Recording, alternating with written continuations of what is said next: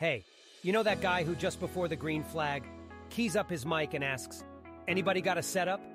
Well, this is him. This is Adam, and hey, Adam needs some help. On the other hand, this guy over here, this is Steve. Steve is a solid racer and he knows his way around the garage. Steve's problem is time. With a job and a family, he can't find enough time to build competitive setups and to race as often as he likes. But as luck would have it, Steve knows a secret. He lets the Majors Garage crew chiefs do the setup work so he can focus on the racing. At majorsgarage.com, Steve can get setups for over 60 cars on the iRacing service. So no matter what series he wants to jump into, he is covered. Somebody, anybody, really should tell Adam. See you at the garage.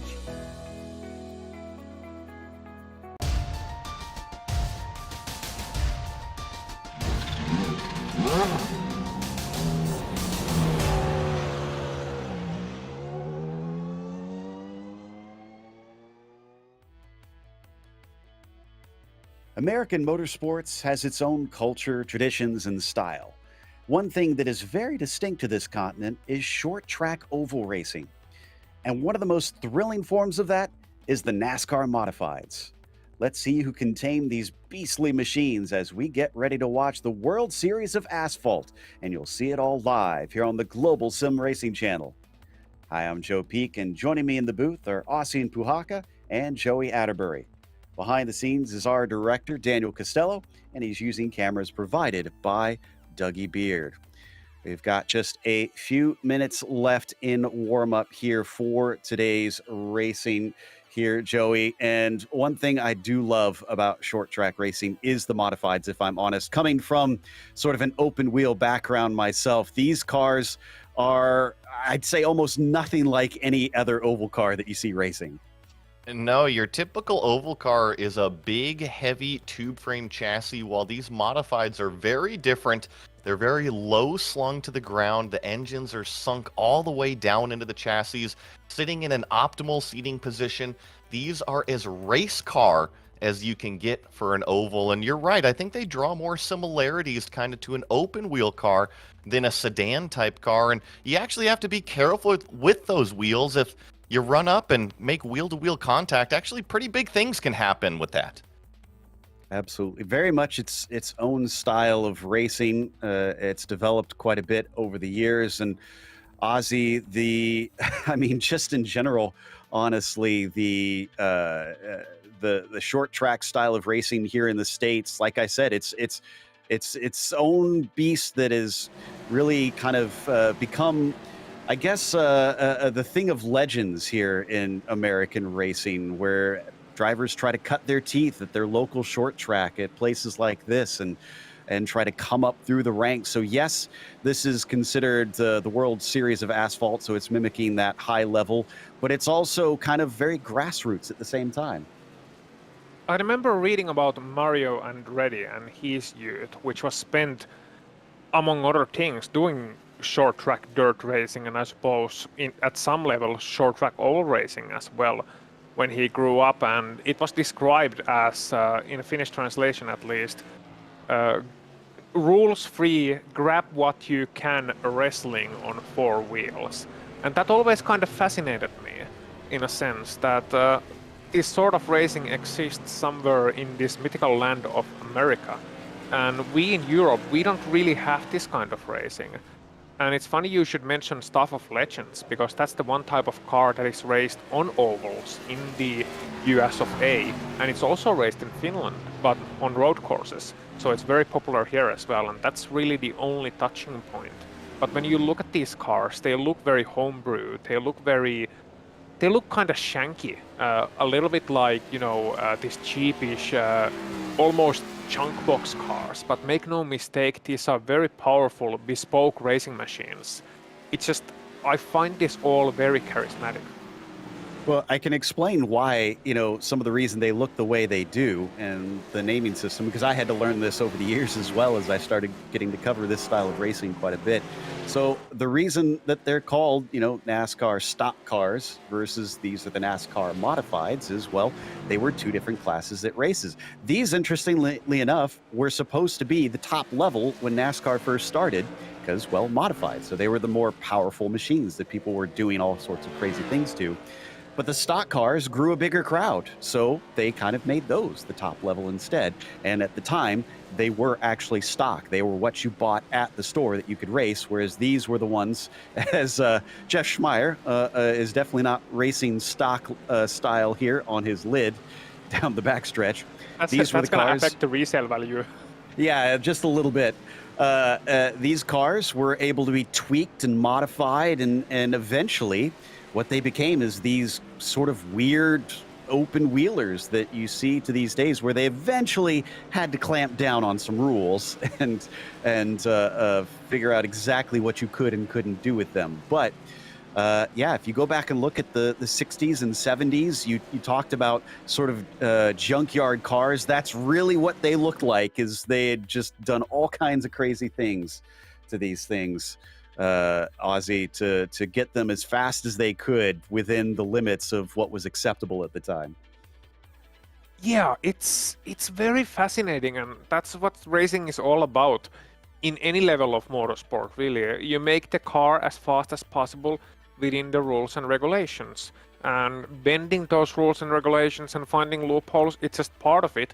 But also it's very, very interesting to see this grassroots short track racing being born from what was supposed to be the top level of stock car racing in America. And there is an alternate timeline where modified racing became the top thing, and it would be crazy to see modern NASCAR with a looser rule set. But you can just see these cars, and just even to my untrained eye, just look at the wheel offset and how far those right side wheels are, and how much fatter they are than the left side wheels, and how these things are squarely made for turning left. And Joe, I believe we are at the start of qualifying, watching Jason Wallat trying to do his best impression and hopefully not to wallop that turn 4 wall. Exactly. Stuart Elder currently holds the provisional pole, and we'll go over the format here in a little bit after qualifying, because it's going to be a little complicated, but we'll do our best to try and simplify it for you. As we watch on board with Wallet, they get 4 laps to set their fastest time here to set the grid for this this heat group. And Wallet, his third lap has put him up to second briefly, but he gets bumped down to third. Cardamone doing very well in the number 9 to bump himself up to the top spot. Wallet back around, fourth and final lap, goes a little bit quicker again, but he's still going to stay in third, Ozzy. He is, and here we see James Harris. Let's see what he can do.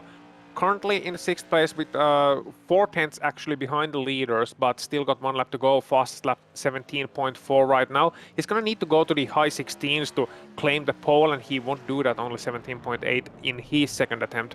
Will remain at 6th place, as now Cardamone has, I believe, improved his time a little bit.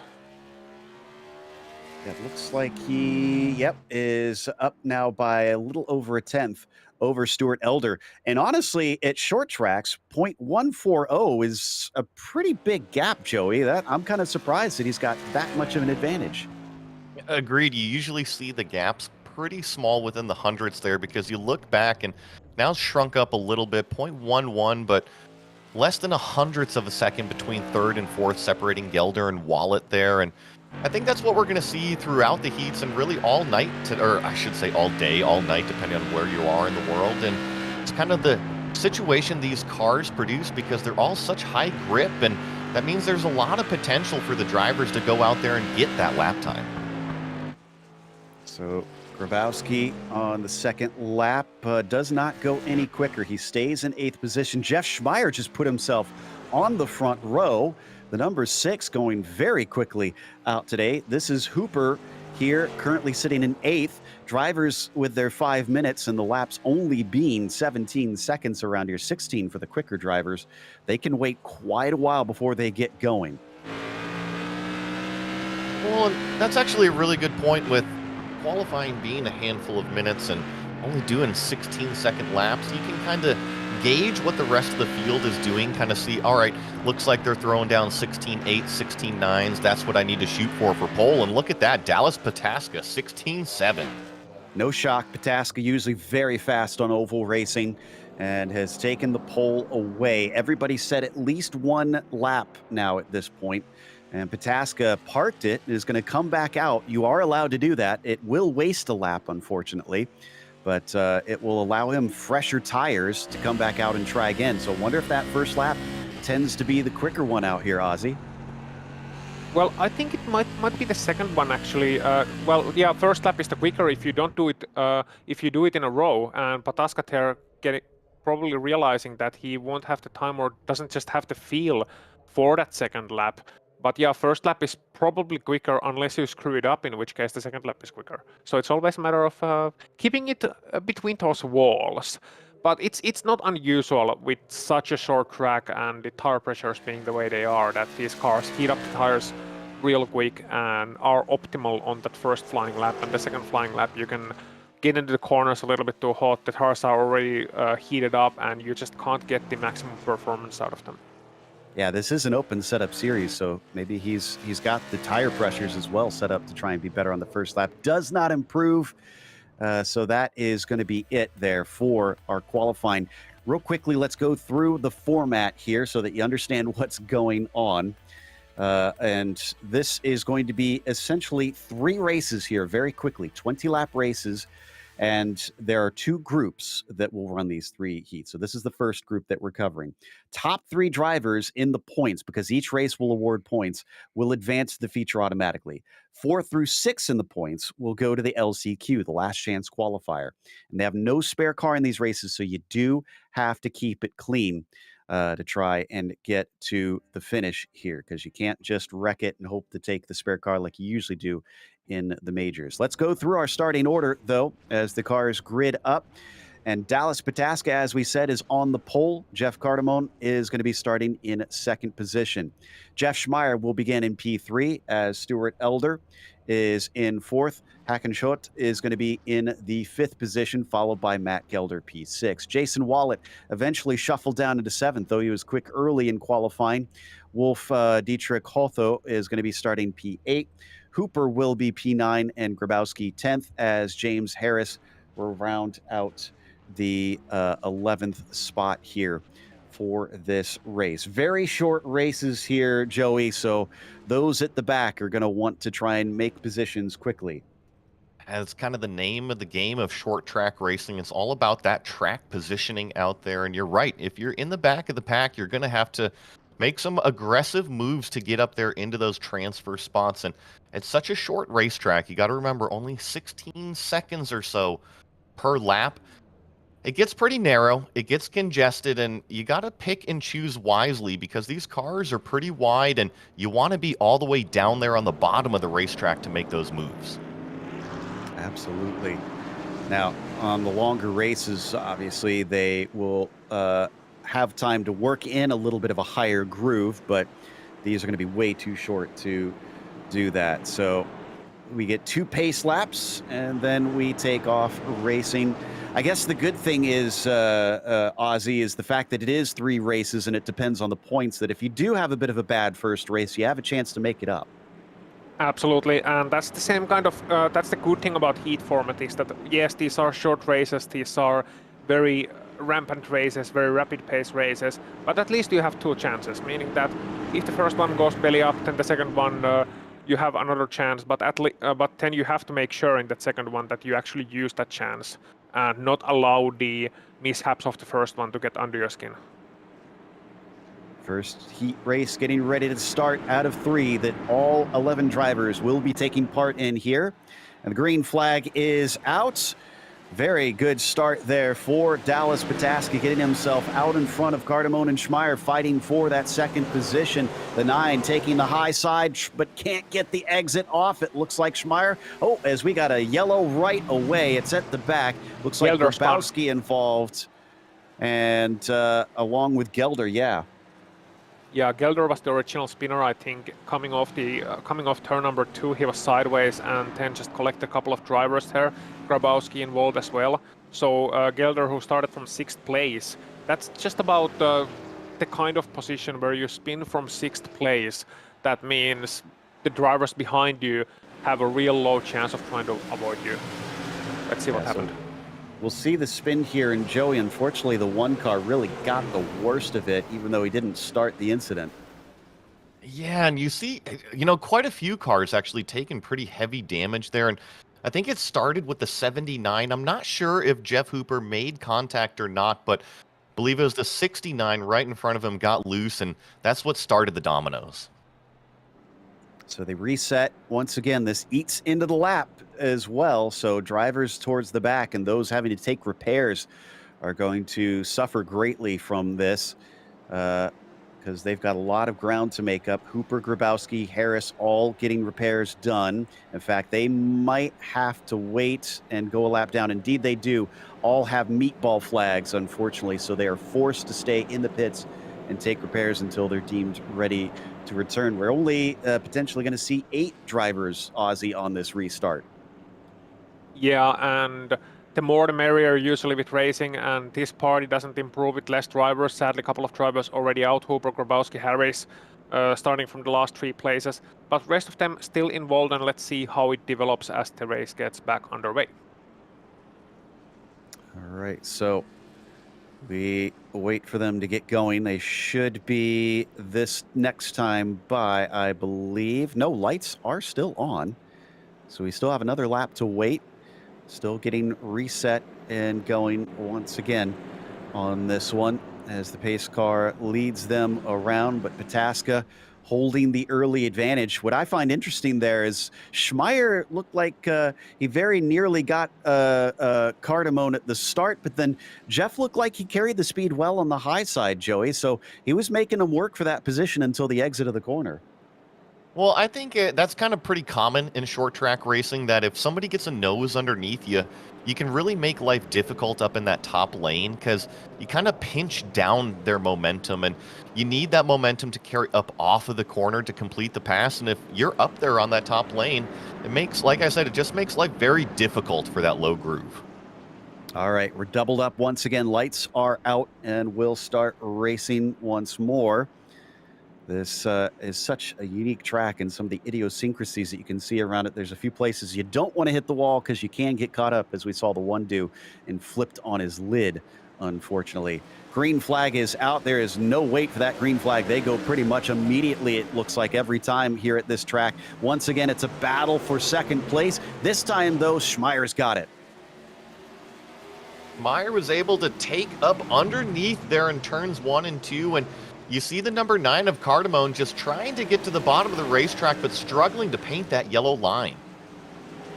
They're all going to get single file. It does look like the top 3 having a good run away from Wallet back there in 4th position. Schmeier and Cardamone, though, can't keep pace with Pataska. A little bit of a higher line once again. Oh, and a big squirrely moment for Schmeier. He's now under threat, Ozzy. He indeed is, and let's see if he can hold on to that position, because Jason Watt is hungry behind him.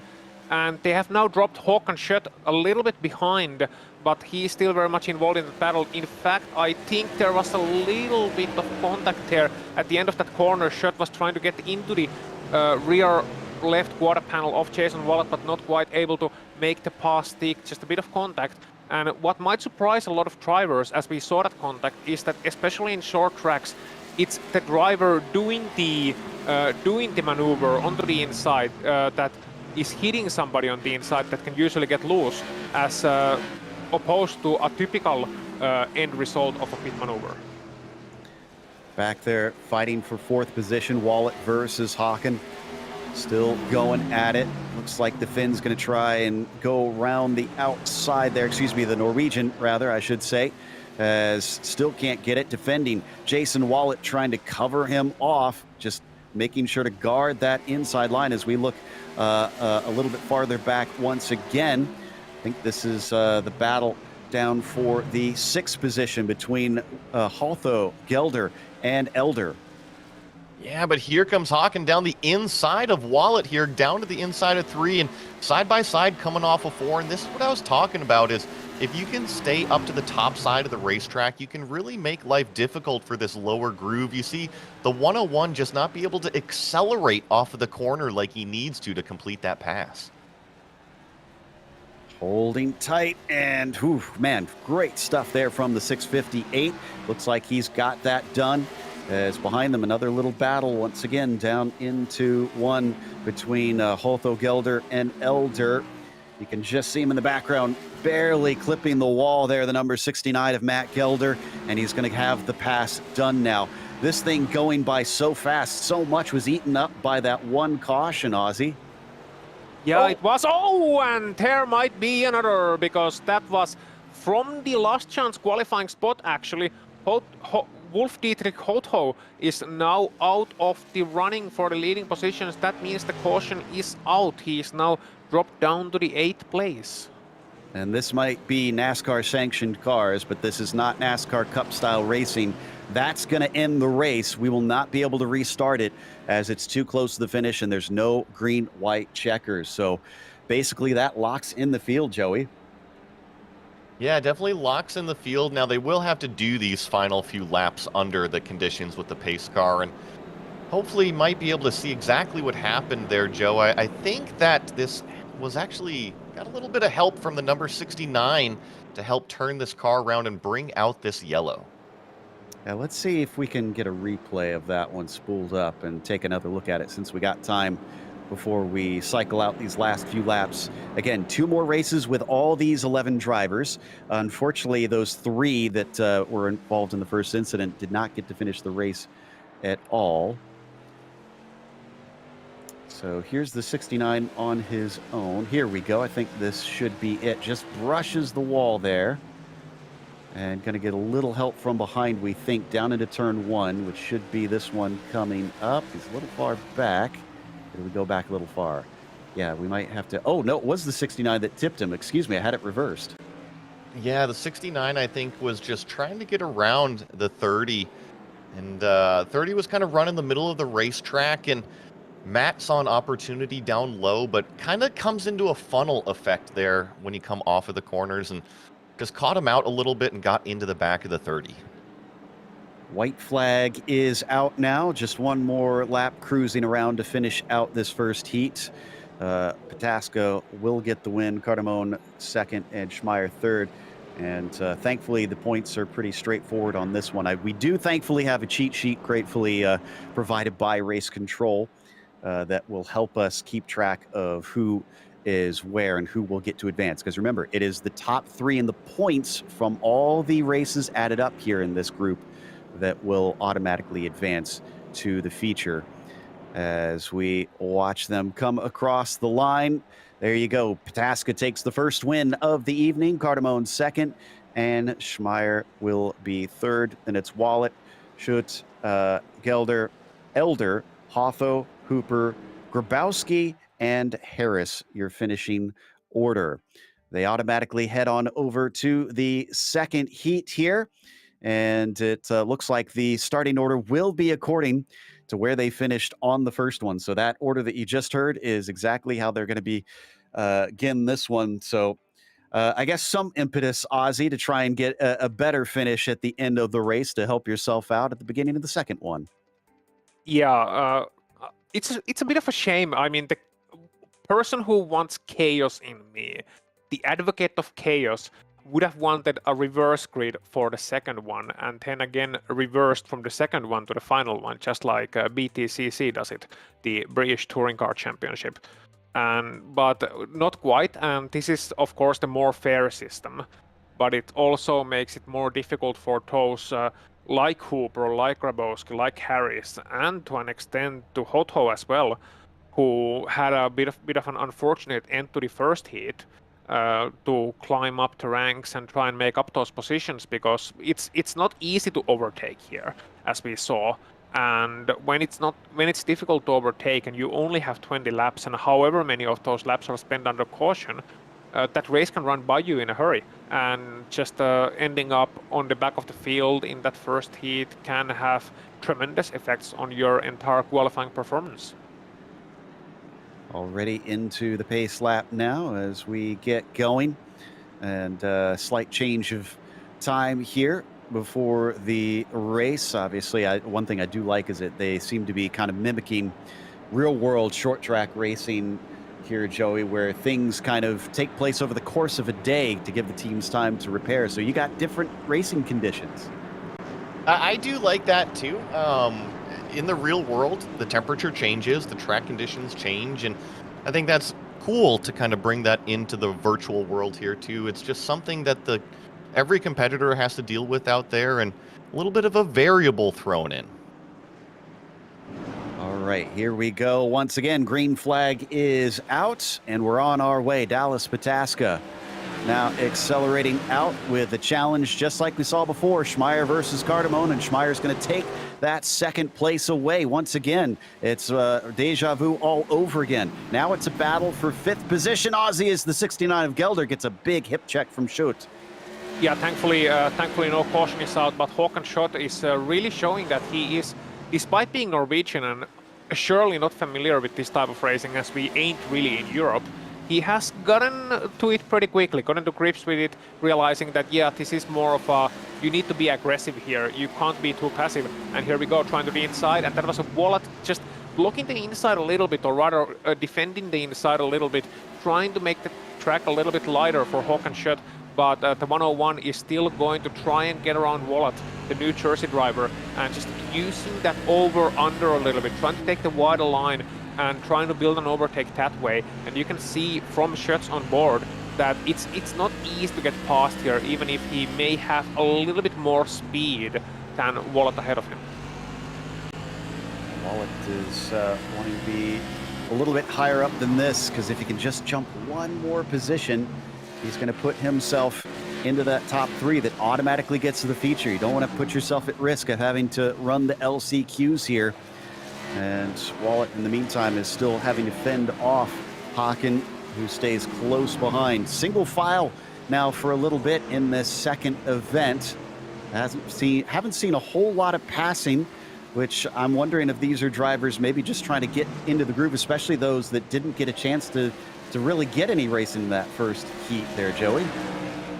Well, and there's going to be a lot of racing that these competitors are going to do today, and you're right, some of them got knocked out a little early last round and kind of might be getting their sea legs underneath them. And I love these onboard shots, Joe. I know I'm getting a little off topic here, but we mentioned how modified these cars really are, and I think these onboard shots are a perfect example of how really race car these things are, with the exposed suspension, the engine way slung down in the chassis, everything shifted over to the left for weight. It's just a really cool car. Absolutely.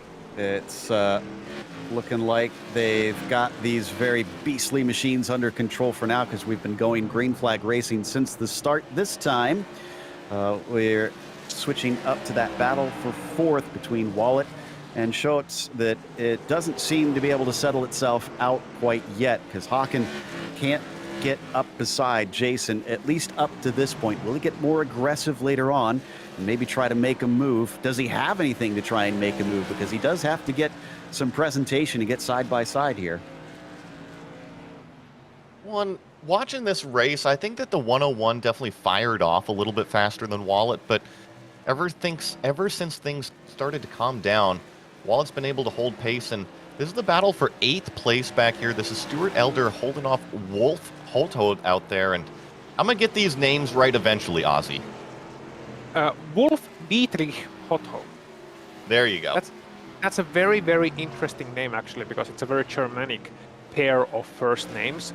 And we also have a Joshua Wolf in this series, who is not in this heat, sadly, but Joshua Wolf. So let's not get those wolves confused. Inside you, there are two wolves, and so on and so forth. Håkan Schut, however, is trying around the outside, and can he make it happen on Jason Wallet? He's certainly trying into turn number 1, Joe.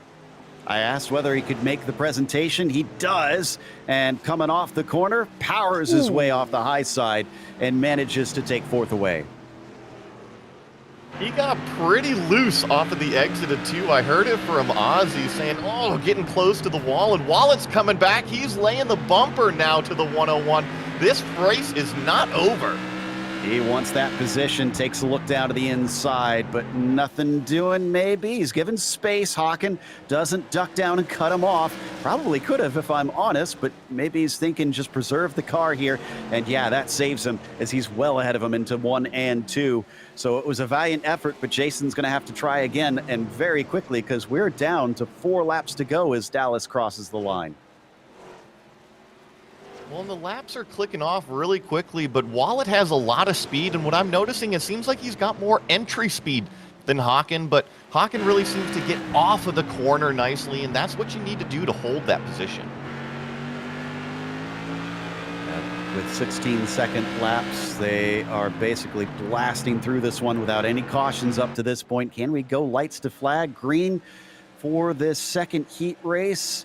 It's 2 to go now as he crosses once again, still seeing quite the battle at the back of the pack. Every point matters out here because, yes, 4 through 6 will head to the LCQ, but everybody else in the points after these 3 races will be sent to the second split. So you won't get to see the feature at all. Pataska now, white flag lap as he comes down the backstretch. Looks very much in control. Little lap traffic, but he's not going to catch Grabowski in time as the checkered flag waves for Dallas Pataska. Back-to-back wins in the first 2 heats. And Wallet got past Chet. Oh. That was interesting. Very late. And it looks like it may have been a bit of a bump and run, actually. Interesting stuff. Kind of moved the 101 out of the way. That is another feature of this style of racing. As so there you go. Pataska took the win. Cardamone was second. Schmeier finished third. Cardamone finished third with Wallet finishing P4. Hakan in the 5th position. Then it was Matt Gelder, Stuart Elder, Wolf Dietrich Hotho, Jeff Hooper, Stephen Grabowski, and James Harris rounding out your field. Well, we've gotten 2 under our belts, Joey. What's the big thing that you've noticed out of this that the drivers really need to take note of? Well, I think it's firing off quickly. The cars that can fire off fast are usually the ones that are way up there in terms of the track position. And if you take a handful of laps to get into the rhythm, you can already have lost, I don't know, 4 or 5 seconds out there. And with 16 or 17 second laps, that's a huge amount of track position. So after that second race, Pataska naturally is leading the points in this. Jeff Schmeier is second in the points. Trying to find third here because they've got it a bit jumbled on he's tied our tower. with Cardamone. Ah, okay. Excellent observation there, Ozzy. So then 4th is Wallet. So Wallet is the highest driver that will not automatically go to the feature as it sits right now. It's going to be important for him to challenge and just beat. a minor correction, Joe. He will still go. He's in 4th, so he will go to straight to the. It's 1 to 4. We just got a clarification of that. Ah, thank you for that. No So worries. he's still on the bubble, so I'll keep the drama with it. He still has to perform well because he could easily slip out of it from here. Yeah, and one of my observations, the key observation before we go, we really have 3 tiers of drivers. You have Pataska on his own, then you have Schmeier and Cardamone on their own, and then you have the rest, really. And we'll see who wins this one. Pataska's won the first 2. Green flag is out. Schmeier with an excellent start this time. He doesn't have to fight Cardamone down into the first corner, and he is there. Wallet overtaking Hakan. Doesn't want to deal with him anymore this time, although I am sure that the 101 remembers what happened at the end of the last race. Race car drivers never forget, but right now, Cardamone has some pressure from Wallet right behind him. Cardamone's getting a little bit of trouble trying to warm up the back tires. I've seen him get loose off of 2 and off of 4 a few laps now, and that's just brought Wallet and Hakan right to his rear bumper. Yeah, Ozzy, I got to think that this is going to be a tricky one in terms. As Grabowski just had an accident. Looks like he's going to tow it into pit lane. He doesn't take anybody with him. But the drivers have to set up the cars for 3 different situations if they're in all 3 of the races, the feature, the heat, and the LCQ, because each are different lengths. Absolutely, and Hakan Schött especially looks like someone who has the car for these weak beginnings, and now he has to get past Jason Wallet quickly. There is not much of a difference between the 2 drivers, just 2 points in standings, and Hakan Schött is certainly looking around the outside. Oh, and giving a little bit of a bump, a little bit of a revenge maybe from what happened in the last heat. I'm sure he has not forgotten about that, and I'm sure there will not be an invite to the Holmenkollen ski competition to Jason Wallet from Hakan this year. Down to the inside, he's going to show himself. Wallet gives him a little bit of space. They're going to bang wheels coming off, and the 101 prevails. Little bit of a hip check from Haken, and I don't blame him, especially from what you commented, Joe. They remember what happened last race, and surprisingly, actually looks like Jason Wallet's going to hold on to that 5th position. I thought Matt Gelder was going to get up along the inside. Yeah, that's his teammate, and I think Gelder did not want to wreck both cars here at this stage. They're already having a bit of a rough night. I don't think, since it's 1 point between 4th and 5th, I don't think Schutt will advance just by doing this. He now needs to pass Cardamone to be able to overtake Wallet in the points. And that's kind of what I was wondering is, I think he's going to need some trouble from the 658 or need to get up there and promote himself up a couple positions. But as you see, he's actually starting to pull himself out from Jason Wallet, already up to a half a second. So Haken definitely has pace in that blue 101. Yeah, he's doing good against the rest of the field. His real measure, though, is Cardamone. It's 1.5 seconds as we got trouble. Yeah, no trouble. Haken just absolutely spanked the turn 4 wall on the exit turn. We'll see how that affects his lap times. Yeah, these are not NASCAR stock cars. You don't want the wheels hitting the wall on the outside because that can seriously damage the suspension. And you could see just on the exit of 4 there, on that lap just went by, Haken was really careful. He was, kind of pulling away from the wall even as he straightened his car, so he's definitely now aware of that wall and how it is sticking out. That's one of the points we were talking about pre-race, is that this new Smyrna Speedway, that turn 4 wall, it actually sticks out on you. And anyone who has ever driven a race car, be it virtually or in real life, will know that walls that stick out on you, Joey, they are the most treacherous ones. I'm just trying to picture in my head a wall with arms, and it's like sticking out into the racetrack. But no, you're right. If you look at the wall on the front straightaway as it comes off at turn 4, it actually kind of extends out into the grandstands and then comes back in, if you will, kind of dramatic if you picture it. And you're right, it can definitely throw off visual perception if you're a driver. Ooh, up at the front, things getting tight for 2nd place. Cardamone's trying hard to catch Schmeier, but he caught the wall instead coming out of turn 2. Thankfully didn't get that fence and did not swing it around. But look at this. There's less than a car length between them with only 6 laps to go. All going to be about trying to get up alongside, though, and you mentioned 6 laps to go. Cardamone has definitely been on the back of Schmeier now for, I don't know, the last 3 or 4 laps. See if he can get up there and actually present himself like what you were saying, Joe.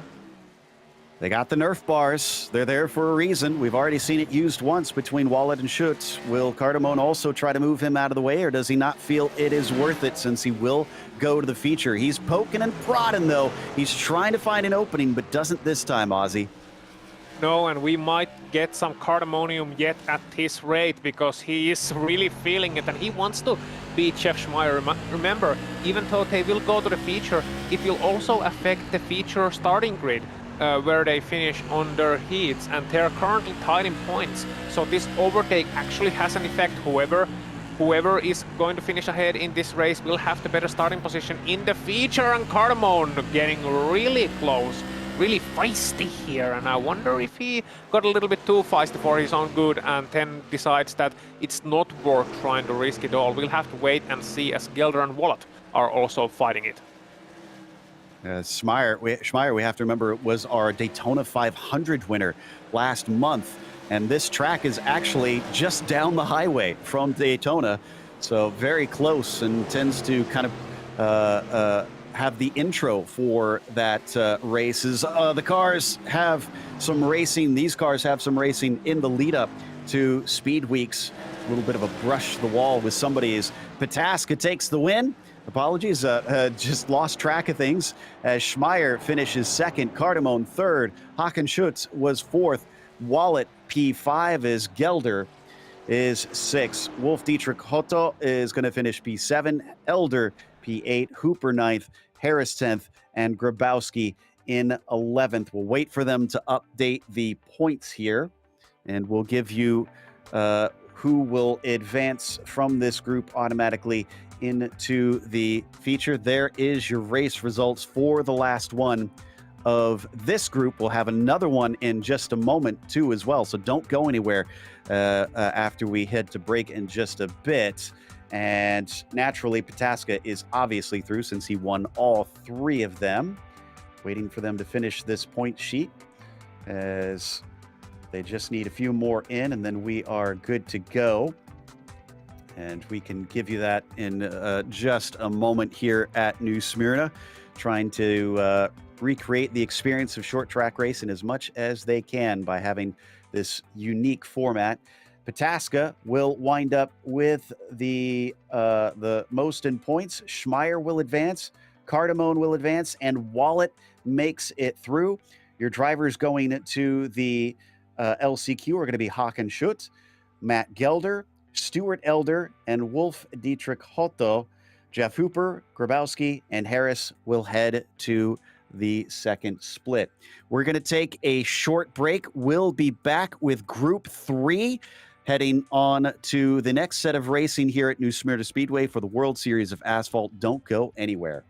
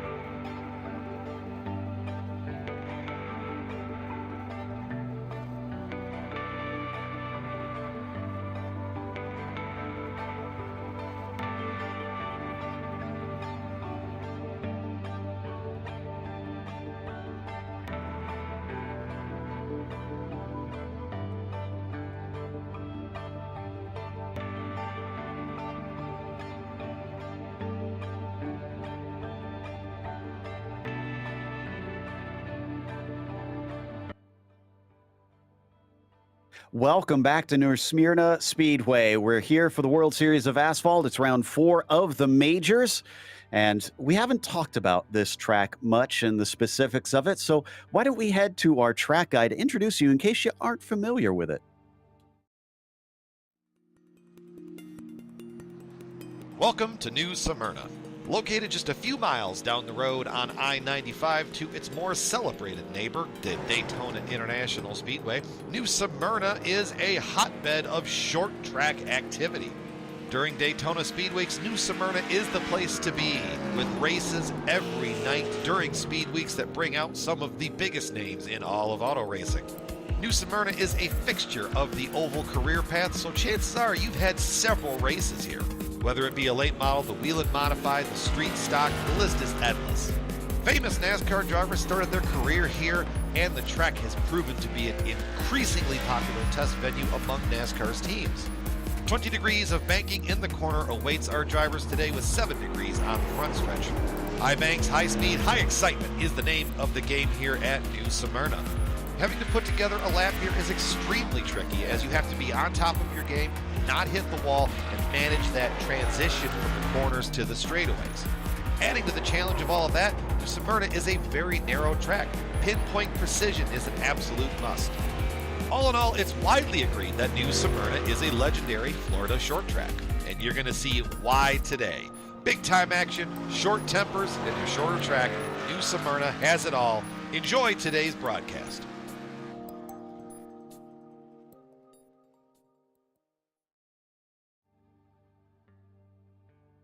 Well, certainly an interesting little track, Joey, and it's been testing the drivers, that's no doubt. Yeah, a typical short course here in the southeast in Florida. If you know where Daytona is, just go down the road south a little bit. You will find New Smyrna Speedway. 23 degrees banked, which is pretty steep for this little short track, just under half mile in length. And what we've seen so far tonight is 2 lanes of racing. If you can get the pass done on the top side, that's where I would go. Seems like competitors are really getting choked up as they try to paint the yellow line around this place. Yeah, seems like bottom is the desired place to be so far, as qualifying has now begun for the second group. So what you saw before, we're going to be seeing all over again, essentially, where now this group of drivers will also try to score points in the 3 heat races to advance to the feature or the LCQ, and those that don't make it to either of those will be sent down to the second split automatically. And Gagaro Jr. currently with the provisional pole, but it's still early stages here, Ozzy, in qualifying. It very much is. You still have 3 minutes and 40 seconds left, meaning that we don't really have times on the board. Too many of them at least. Drivers are still trying to find that gap in the weather as well. It's one of the things that, okay, it's looking pretty clear out there, just a couple of clouds in the sky, but usually, or at least some people in iRacing especially, even if it's a 5-minute qualifying, they will wait for the cloud if it's close to the sun, because even if it's only 5 minutes and the track doesn't have too much of a chance to cool down, it's still a bit of an advantage to get that cloud over the track, and then as a result of that, get a bit more grip with the cooler track underneath your tires. So we'll have to see how Heat Group 3 does in this qualifying session. Also, Ross Banfield managing to put himself on the front row. He comes in from a podium yesterday at our GSRC 10th anniversary race, which is honestly a pretty big deal because there were drivers in the 8,000, 7,000 iRating range that were competing up at the top of that one. So he was up against steep competition to be able to finish P3 yesterday. We'll see how he can do now on circle track racing, as that was in the Radical at VIR yesterday. Yeah, I mean, Joe. Yeah, sorry, Joe. Just quick point to Joe. Imagine, Joe, 10 years of GSRC. You've been doing this for 1/7 of your life. Thank you. As we're watching Banfield back out, he's doing a similar deal to what we saw with Pataska, taking a bit of a break. And he does actually go faster, but he's still about 800ths off of Gagaro for the pole. Yeah, and just got to pick it up a little bit here. See what kind of lap time he does coming out of turn 4. And that's actually a really good camera shot of that front straight wall. Now, in the previous group, we saw it catch maybe 1 or 2 competitors out. And you mentioned how it kind of goes out into the grandstand and then reaches back out into the track. Yeah, Banfield going to park it now that he's taken his laps. I don't see anybody else out on track. Lake Mills hasn't set any times yet. Wonder if he's just going to elect to start from the back of the field, which would be a bit surprising if that's what he's going to do, because as we saw, track position does seem to be important early in the race, Ozzy. It very much is, and that's an interesting strategy. That's a bold strategy, Joey. Let's see if it pays off for him. I know that line too, and it is a bold strategy, and especially after the first group, track position is so important out here on the short track. I would definitely want to at least try to put down a qualifying time, at least kind of see where I stack up given the current temperatures and track condition with everybody else.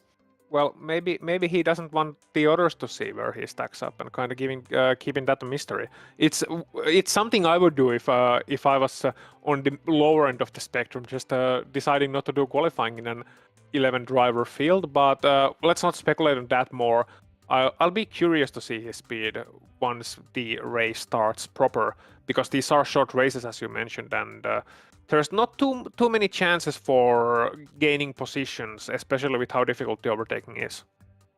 Yeah, and he's out of time now. We're down to the final 5 seconds of qualifying, so he definitely is not putting in any laps and is going to be starting from the back here. So the grid is completed. We'll get to the first heat, and I believe, Ozzy, you've got the printout ready for that.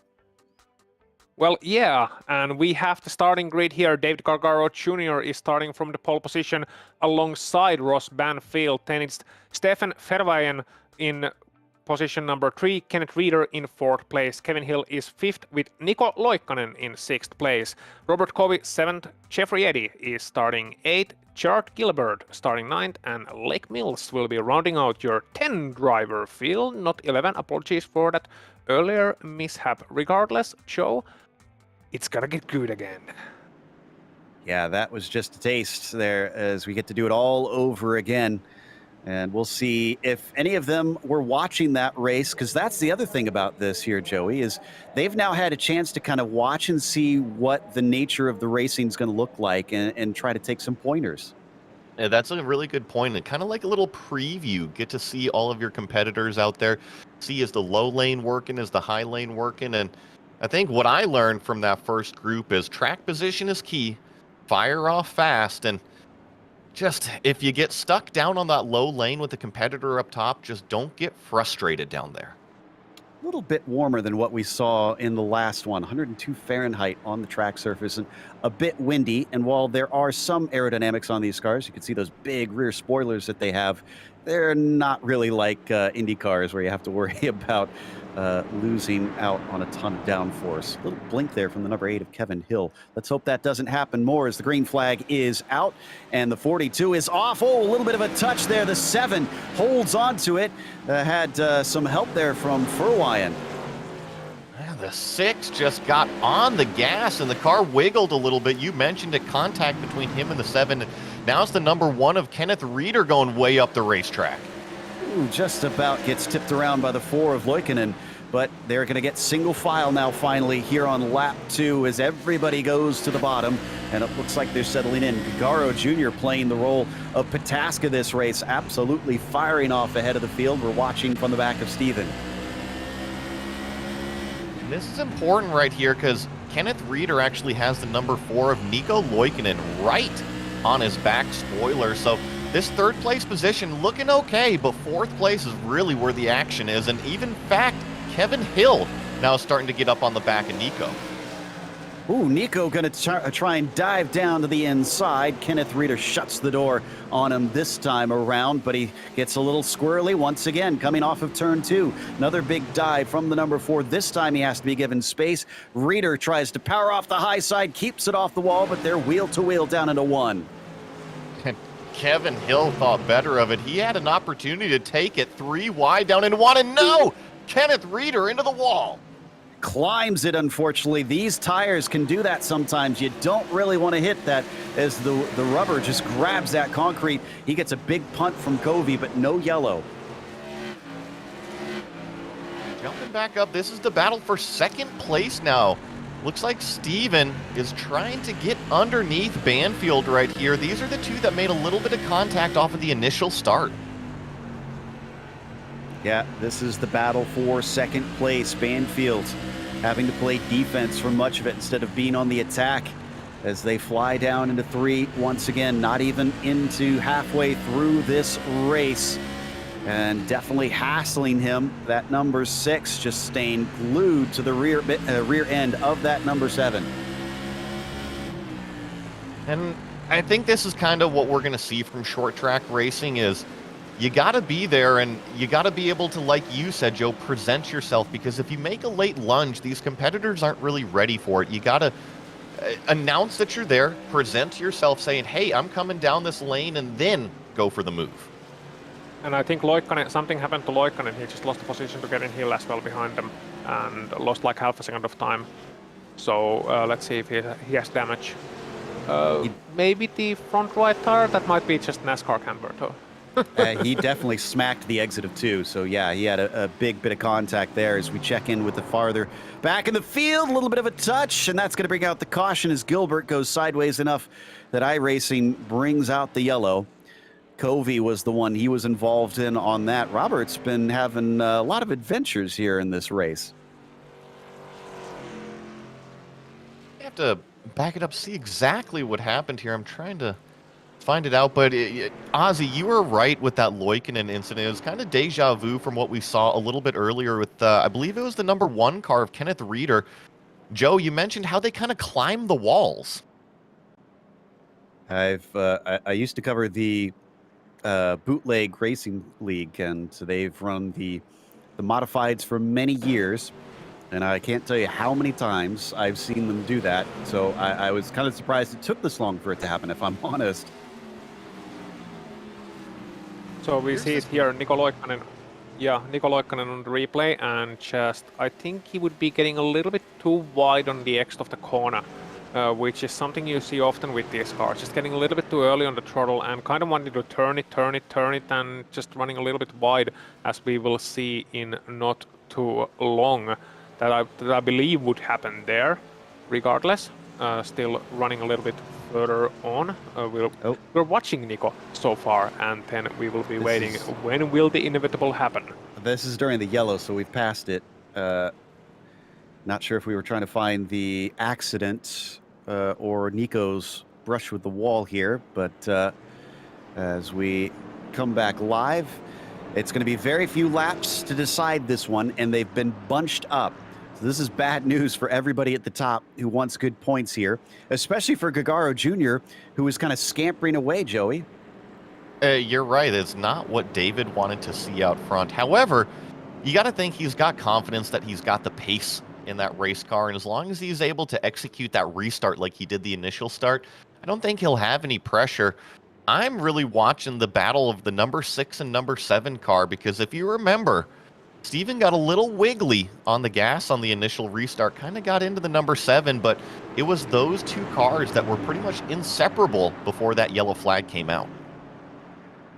So they're doubled up and ready to go. If we get another caution flag immediately, we might still be able to finish under green. But otherwise, this is going to be likely finishing under yellow if we get one more. Let's hope that's not the case, as the 42 takes the green flag and fires off once again. Things looking a little bit difficult on the power, as the 6 is the one that slides this time, gets it underneath the 7 just barely, but Banfield powers off and holds them down, as the 8 of Kevin Hill now trying to steal 3rd place away. It really is Kevin Hill on the top side, coming off of turn 4 right now, side by side with Steven Verweyen, and a little bit of shove out there from Steven. That puts Kevin Hill all the way back, side by side with Niko Loikkanen now. Nico gets underneath the 8, just getting a little bit freight trained here is the number 8 of Kevin Hill. No, he powers off turn 4, and he is able to finally shut the door. That puts him back into 4th place. Not exactly, I think, where he wanted to be, though, at this stage, and also having lost touch with that battle for P2. He wants to be right on top of it in case that erupts at the end. A little bit of over-under here from Jeffrey Eddy, trying to get it done. We're already working 2 laps to go. This thing clicked off really fast with that full course yellow. Steven is just making sure that Banfield is sweating here at the end. In fact, he almost gets underneath them once again as they now take the white flag. This is it. Can he steal that place away at the very end? Gagaro Jr. has basically been running all by his lonesome all race long, and he's going to take the win of the first race here at New Smyrna in Group 3. Banfield holds on to second barely, and for Hawaiian is going to be P3. Kevin Hill gets that valuable fourth place. Nico Loikkanen will be in fifth, unfortunately, and outside the bubble. Then it's going to be Kenneth Reeder, P6, Jeffrey Eddy, 7th, Robert Covey, 8th. Lake Mills didn't set a qualifying time initially, but still gets 9th, as Gerard Gilbert will be 10th. So just a single yellow from what we saw compared to the first one, which was kind of bookended by them. So will we continue to get clean races on this one, Ozzy? I'm seeing positive signs.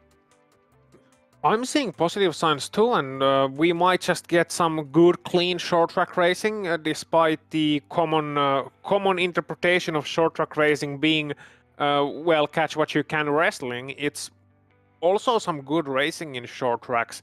You have corner straight. It's just so many laps, and it's so frantic. It's so fast paced. You got short heats, and it's bound to produce good racing.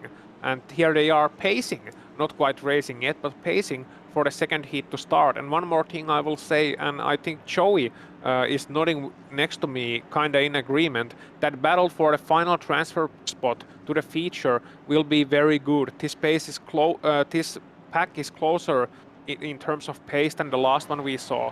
And you saw guys like Nico Loikkanen who were just shy of that fourth place, Kevin Hill being very close to him in pace, and Banfield and Verwaien were really battling it out for the second place all race long. So Gargaro is, in my books, a lock, but after him, it's wide open.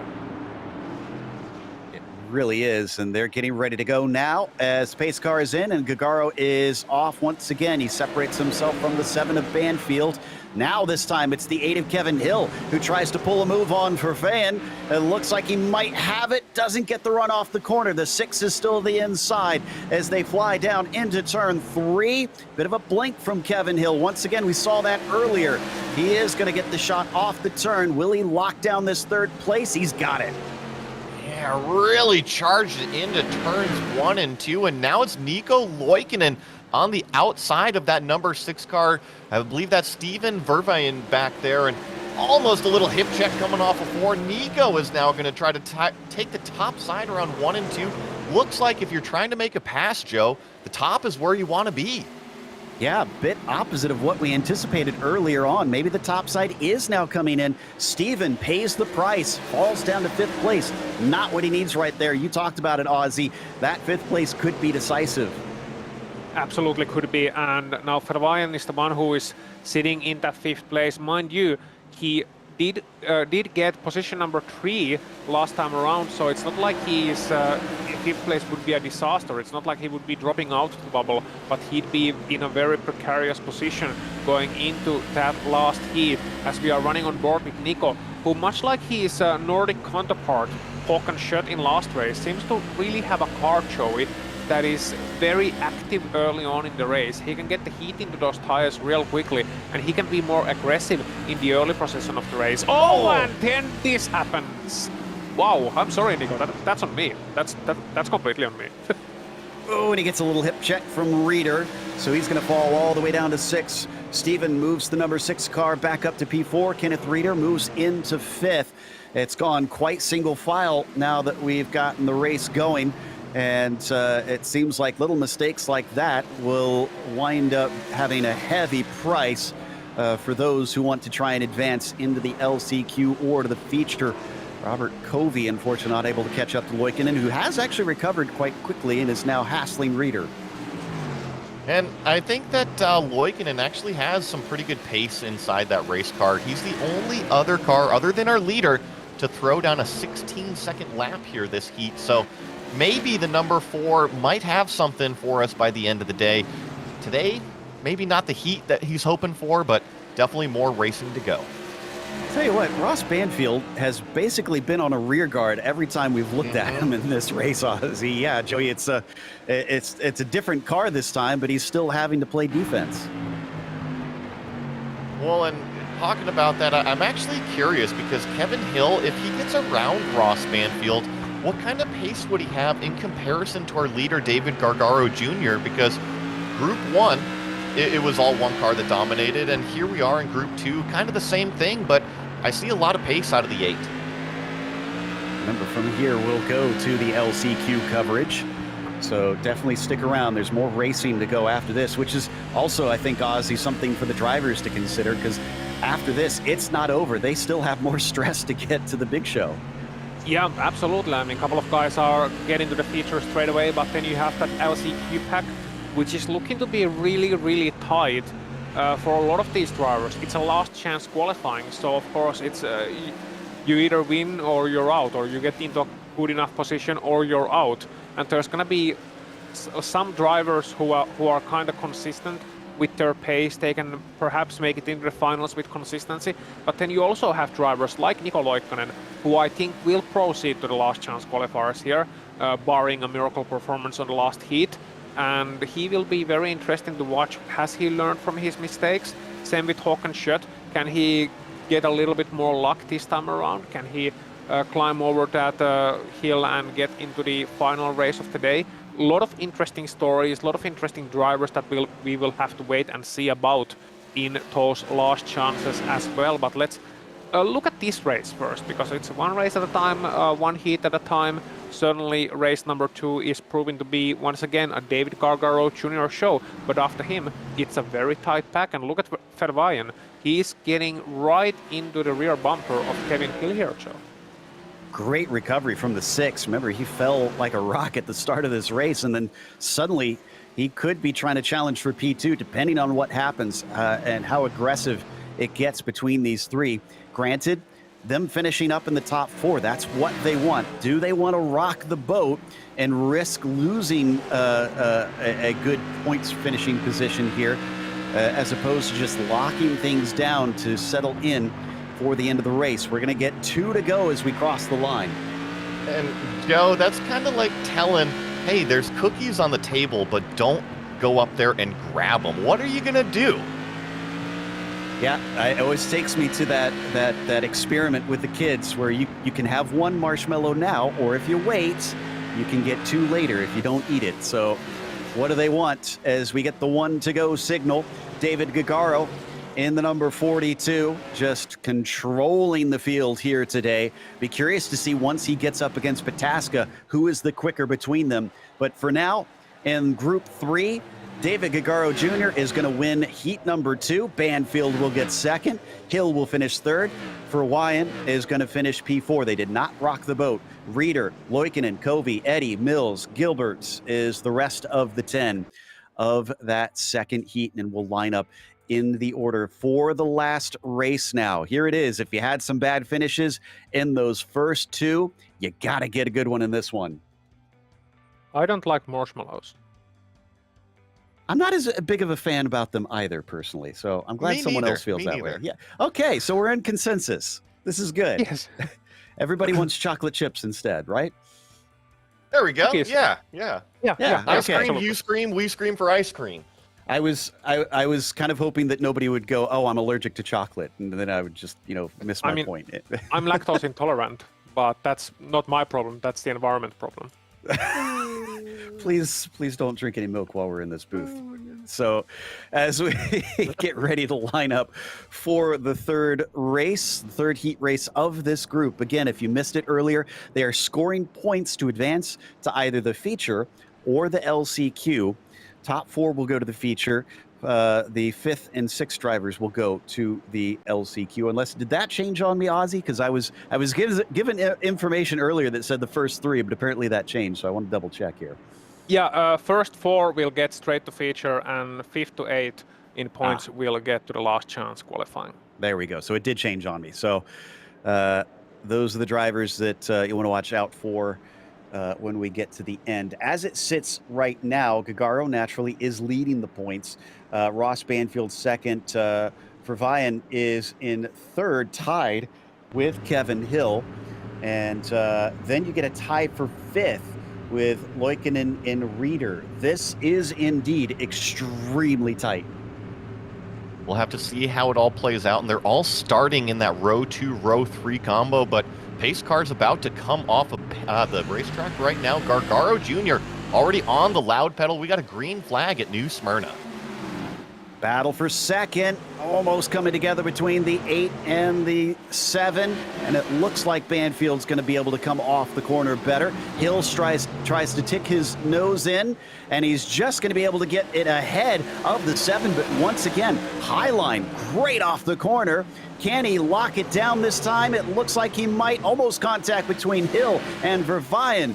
And it looks like Steven is going to have to back out. Oh, he gets help. He gets turned around in a big moment where he gets plowed into by Reeder.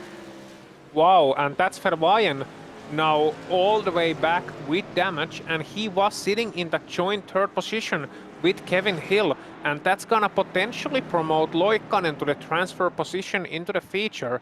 And mind you, it was Loikkanen who he got help from, so this might get a little bit spicy. Joey, I believe, as we are seeing a replay, you had a good look on what happened there.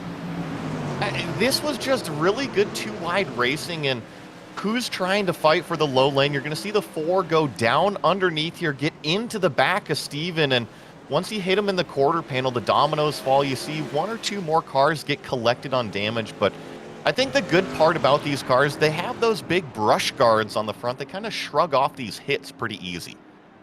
Yeah, that should help him out. Did look like a little bit of netcode to me, honestly. So I think Nico can be forgiven a little bit, but that was an aggressive dive. Granted, I think he knew the door was going to be open with him fighting with that car ahead. So can't blame him for trying to give a chance at it and see if he could take a position, because, as we said, every point will matter in this one.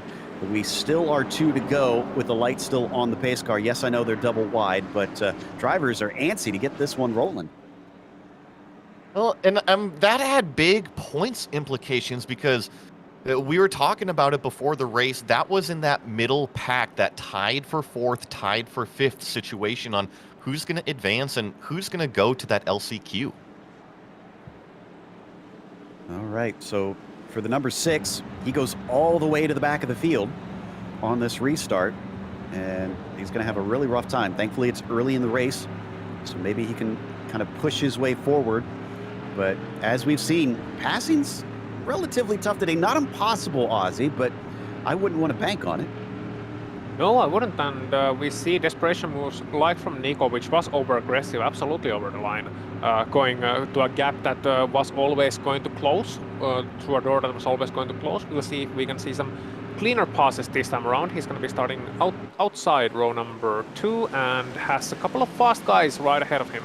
We'll see if he has damage, and we also see that second place battle developing right off the start once again. So it's really the opportunism that will create those passing opportunities, but also opportunism in accession over optimism can also create danger. Oh, yes, it did. Kenneth Reeder's on his lid. No yellow, though. And he's unfortunately going to have to take a tow. We're not going to get a caution. He got pushed to the outside of turn 3, climbed the wall, and it flipped over. Really unfortunate there for that number 1 car. And something that I'm noticing, Joe, Kevin Hill in the number 8, he got by Ross Banfield here on this restart, and going to see what kind of pace he's got for David Gargaro Jr. This is what I wanted to see. All right, so Kevin Hill, now that he's got the clear air, he couldn't quite snab it before. Is he going to be able to chase down that number 42? Nico on the charge, even though he's had a few smacks with the wall. That is a very hardy white number 4 car that has survived quite a bit since we've been watching him in this Group 3. He's hassling the number 7 to try and get that position as we jump back a little farther. And a big slide into the corner for Covey almost opens the door for Gilbert, but no dice. And actually, right behind Gilbert is Vervaen back there. He had those problems with that yellow flag. I think the 6 trying to make up some more points here, stay in that transfer spot. Big he needs to be 7th. He needs to be 7th, and then he will go straight through if Nico stays in 4th place. So it's one more position that Steven Vervaen needs here. That was a big hello from the 73 to the 72 there, making nose-to-tail contact, but they get away with it. Oh, door opens for the 6. Steven cannot quite step through, unfortunately, as he backs out of it down the back stretch. He's been kind of stuck behind Gerard Gilbert for a few laps now. And when you're in this position, Joe, like, do you pick the top lane? Do you pick the bottom lane? Look at, here we go, got a little bit of a run, but once again, that 7th place car of Gilbert able to carry the top speed, and here we go. Now we're getting some hellos from Steven.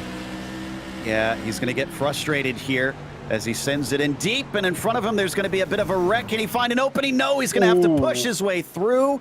Do we have no yellow? There's no caution. No yellow on the racetrack. Yeah, I think the 73 just got bumped into the wall, and then because there was nobody behind them, there was no reason to really throw the caution on track until the leaders would have come around. But yeah, no caution on track, and that means Verwaien is now back in that transfer spot. He's now back in 4th place in points. Well, we heard Ozzy describe it from Finns as no-holds-bar wrestling out here, and that's kind of what it's become. 2 major incidents that did not bring out the yellow. You got to both try and push your way through the fields here, but you got to stay out of trouble. You have to stay out of trouble. But Joey, I believe you looked at that incident again, and I kind of think that in this case it was more of a racing incident than really a boxing incident. 100%. I think that the 6 had nowhere to go. He saw the incident developing in front of him, and he went low, and unfortunately there wasn't many places to go on the racetrack. I just think that was a regular plain old racing incident from the eyes of the number 6. Sadly, that sent Gerard Gilbert down into pits, so his car too damaged to continue. That's going to end his race. 9th and 10th place basically decided as we're on the final lap already. It's flown by with all the action that we've seen. And David Gagaro Jr., much like Pataska, will clean sweep all 3 races in Group 3 and take the win. Kevin Hill with a valuable 2nd place. Ross Banfield in 3rd. Nico Loikkanen will get P4. Is that going to be enough to put him through into the feature automatically? Lake Mills is 5th. Verwaien is in 6th, Eddie in 7th, Covey in 8th, Gilbert and Reeder, DNFs in 9th and 10th on that one. So there is your finishing order. We'll give you the points in a second. Before we get to that, we do have some replays of the 2 incidents. First, I think the flipping car. If we've got Kenneth Reeder's incident pulled up, let's double check to see if that's where we're going to be going here for that one, because we didn't even get to look at that. I did catch it out of the corner of my eye, hence how I saw what exactly had happened here. And yeah, here we go. Very early in the race on the restart. Watch for the number 1 machine.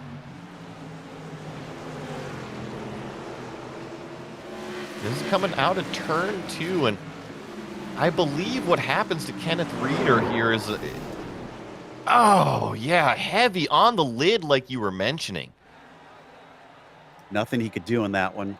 And then the next one between Gilbert and I believe, who else? We had Verwaien in that. Who was the 3rd person involved in that? Because we had 3 cars there, Joey. I believe, yeah, Verwaien was involved in that one. And then I'm trying to remember Gilbert. And this is where it all happened here. Keep an eye on the number 6 car because it actually starts in front of the number 6. Yeah, it's actually coming into turn 3 and 4, Joe. I think this is 1 and 2 actually that this happens, if I remember correctly. Yeah, this is going to be into 1 and 2. So there's the 6 getting close, 73, and excuse me, 72, I think actually, just in front of them. They make contact. And the 6, I mean, where was he going to go in that situation? I kind of don't blame him. Just keep your foot in it. Keep going. Yep. Well, I mean, if you put yourself in the 6 car's shoes, if you go right, you're in a wall. So, yeah, he picked the only place he could go. And we've got our points updated. Our drivers advancing. David Gagaro Jr., Ross Banfield, Kevin Hill, and Stephen Verwaien makes it through, bumping Nico Loikkanen down to 5th, who will head into the LCQ.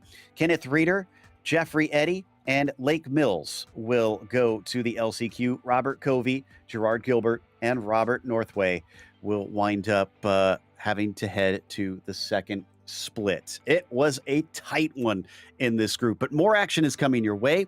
The LCQ will be up in a moment. Stick around. We have more on the show.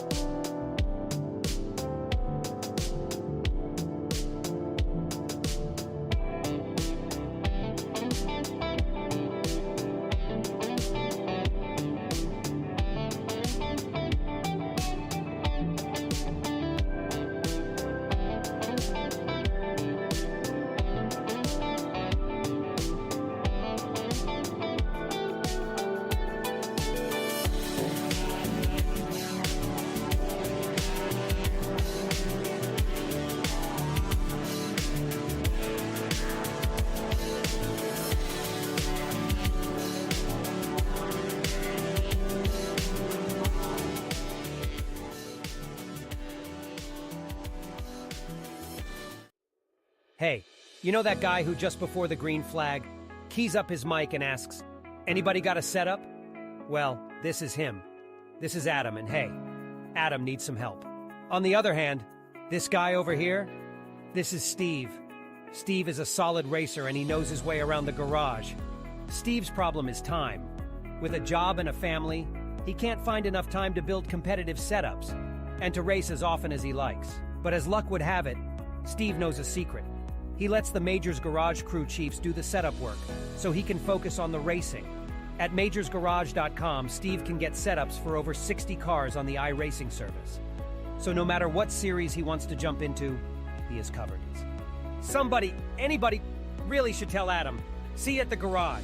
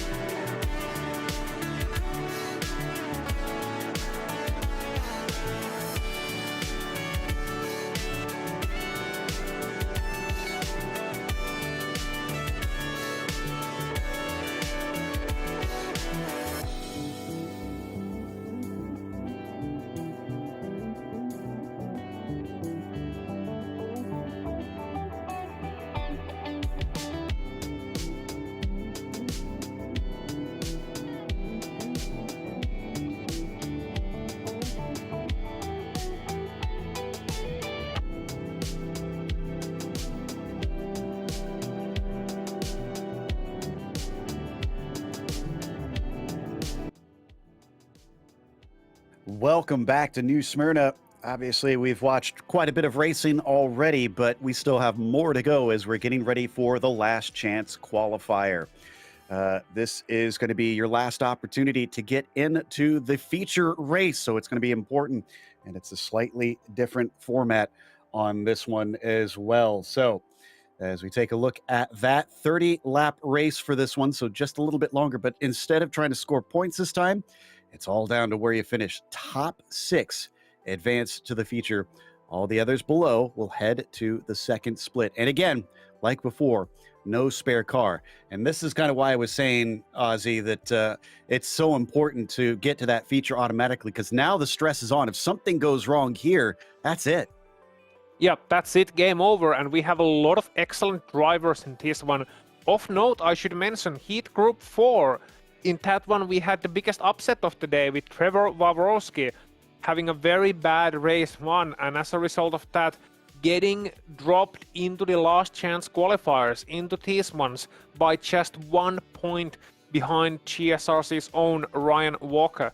So Waworski will be the favorite, I think, in this one, it is fair to say, because he is very good on ovals. Among other names, I should mention Shirt, Chelder, Rob Courtney, Niko Loikkanen we saw in that last race. Gonna be the favorites, but really top 6 go in, bottom 6 go out. So it's a very, very straightforward type of deal, and I love those deals. Yep, I like when it's nice and simple to understand. It helps us up in the booth quite a bit. Speaking of simple to understand, let's take a look at the points, which is thankfully a little bit more straightforward. This is, of course, the overall championship points. This is not the ones we've been talking about in the group heats. Dallas Pataska is leading that as well over Andrew Warren, but only by about 15. Schmeier pushes himself up into third with that great finish at Daytona, as Trevor Vavrosky down in fourth is actually in this LCQ. So this could hurt him if something bad happens in this race and he isn't able to make it to the feature to score points. Look at how tight of a fight it is a little farther down for 9th and 10th. A single point between Gagaro Jr. and Henderson. Gagaro is looking like he could potentially give himself a really good set of points tonight as well. And this is just in the Atlantic. We, of course, have our friends over at Sim Speed covering the Pacific racing as well. So big thanks to them who covered it last night as well. We have a team standings for this, Ozzy. Would you mind running us through those? Absolutely. Evolve Sim Sports in the lead in the team standings, 118 points ahead of Dog Beer, who are in a dogfight with Grizzly TFR Daytona. It's Battle of the Bears with those two, just 1 point separating the two teams. Satellite Racing in 4th place. Then you got Forged Energy and then Team Mad in 6th place. Udox Oliver in 7th. We know Udox has a big fan base up in our chat. Shout out, kudos to every one of you. Extreme Performance Motorsports up in 8th place.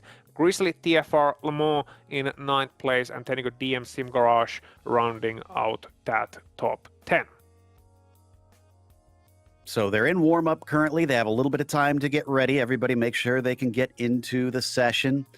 And we should have, theoretically, 16 drivers that will take part in this to try and decide who will make it in. Less than half, if that is the case, will get to advance up to the feature. Some of them definitely looked pretty quick. You look at Leuken and Hakenschut in there. Kenneth Reeder as well. Remember, he had that accident that kind of took him out. Does he have more in it than what we really got to see, that he could maybe try to push himself up into the big show on this one and get better points for the overall championship? And if you're new to this championship, one thing that you should know is they don't all race in the modifieds. The major is a very unique series, Joey, in the fact that they basically hop from car to car trying to mimic real-world major races. Hence why we're doing the World Series of Asphalt for the short track cars. So you have to be so versatile to be in that championship hunt in this series. Yeah, I think it's kind of one of the cool things about this series is, you know, the modifieds might not be your forte. You might be better in road racing cars, but you got to wait a little bit later in the season to get to some of that stuff. And Yeah, it's nice seeing the variety, and I think the other thing that it does, it shakes up the competition. It shakes up the top of the leaderboard generally, because in a one-make series, you kind of have one or two guys that kind of run away with it. But with so much variety here, you get the variety of names every week with the differing speeds and the differing track and car combos. Or I shouldn't say every week, but every month. I'm sorry. Yeah. Once a month is essentially how it works here. Give the drivers time to prepare, because they are very intense events, and there's so many competing that they need time to prepare to get ready, so they can't have them too frequently. And in fact, the versatility of this series has caused them to name the trophy, the Mario Andretti trophy. It is even molded in his likeness. You get a trophy that looks like Mario, and that's not a sim racing thing where, you know, they just kind of pick and choose stuff. And no, they really got Mario's blessing on that. He is given the nod for them to use his likeness for that trophy and name it after him. And year after year, the driver who comes out top in the points gets to own that and put that on their mantle. As it looks like we've got all 16 in the session just in time, because we've got 40 seconds left, and they do still have qualifying to go. So we'll see who can put it up towards the front on this one. Some of these drivers we haven't seen because our friends over at Radeon Racing have been covering Group 2 and Group 4 Aussie. So drivers will be used to a few of them out there. Others, they'll be coming in fresh, not knowing how they'll be racing. Yes, and those drivers will be Rob Courtney, Jeremy Morrison, Patrick Kopp, and Michael Hogg from, I like how it rhymes, from heat number 2. And heat group 4, Trevor Wawrowski, who we mentioned before, Mark Heron, Simon Green, and Scott Kukas will be the new drivers here in this one. And as I mentioned before, Wawrowski is going to be perhaps the biggest favorite in this one, even though his qualifying performance left a little bit to be desired if I didn't see things wrong. And that was the practice, actually. We're now into qualifying. Right. So yeah. So we'll see. I think, you know, I've often seen drivers kind of sandbag in the practice. Yes, he was only 7th fastest during that practice session, but I kind of wonder if he was just hiding what's possible out here as we watch Jeffrey Eddy, the first one to take the track into the 126, and starts his flying lap now.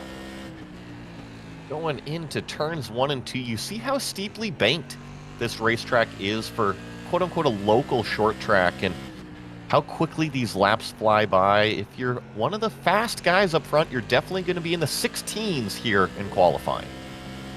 I just had a thought. Is Jeffrey Eddy the cyberpunk equivalent of Johnny Cash? Well played. Eddy is now coming into pit lane, so he's going to do the strategy that we've seen from a few others. Nico Loikkanen now up onto the provisional pole. Wawrowski still not out even in pit lane. He's going to take a little bit of time to see what we've got around us. It is a little bit cooler out here for this one. So the drivers are seeing different conditions once again as they continue to put laps down, and it does look like Heron gets a 17 flat end to put himself into 5th. And I think this qualifying section is going to go by pretty quickly out here, but you mentioned Wawrowski hadn't gone out there, and I think that he's just firing up right now, trying to trundle off a pit road at the last minute. Maybe wait for a cloud to come over. Those conditions do help out with the lap time. Yeah, and I'm glad you brought this up, because we just realized it is 1 lap for quali here. It's not like 4 for before. You got to be on it, and you got to make sure that it is perfect. Trevor Wawrowski, part of the Grizzly team, one of those teams here in the majors that is known for being good at ovals, is going to be a bit disappointed that he's having to try and sneak his way in, and he's not going to be able to qualify. As he spins it, he's going to have to start at the back of the field. Today has been a no good, very bad day for Trevor Wawrowski. Well, I called it inadvertently after the practice. Wow. saying that his qualifying left a lot to be desired. Yeah, that's going to be a big hill to climb for Trevor. He was last time around in heat number 1, he got a bad result of that one. And he was wrecked on that. Now he spun in his only qualifying lap and will have to start right from the back of the field. So he's certainly not making things easy for himself. I mean, it's been a little bit of unfortunate, bad luck too. He's been unfortunate, but that was also a driver error. So Trevor's gonna have to really fight for this one now. Michael Hogg is back out. Still hasn't set a time for Vrosky, sitting at the end of pit lane, I'm sure with his head in his hands on that one, knowing he's got a lot of tough work to do. Yes, he can kind of push his way up to the front, but man, it's going to be tough as Hogg starts his one flying lap. Also, I don't know if we mentioned this, just a correction, it's going to be 8 drivers advancing, not just 6.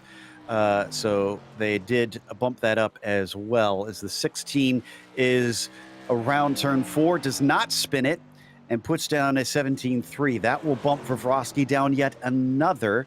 Gelder and Kukas, the only other 2 that have yet to set a time. They do still have time to get out there, but I do not see them at the end of pit lane waiting. It's going to be really interesting for Vrosky to make his way up into one of those transfer spots. It's not the end of the world only having to go up to 8th place, but we saw that 20 laps, not much time if a yellow flag comes out. Thankfully, they got 30 laps here in the LCQ. Give Trevor maybe a little bit more time. Can we acknowledge that Michael Hogg is on the baby metal hashtag not a cult team?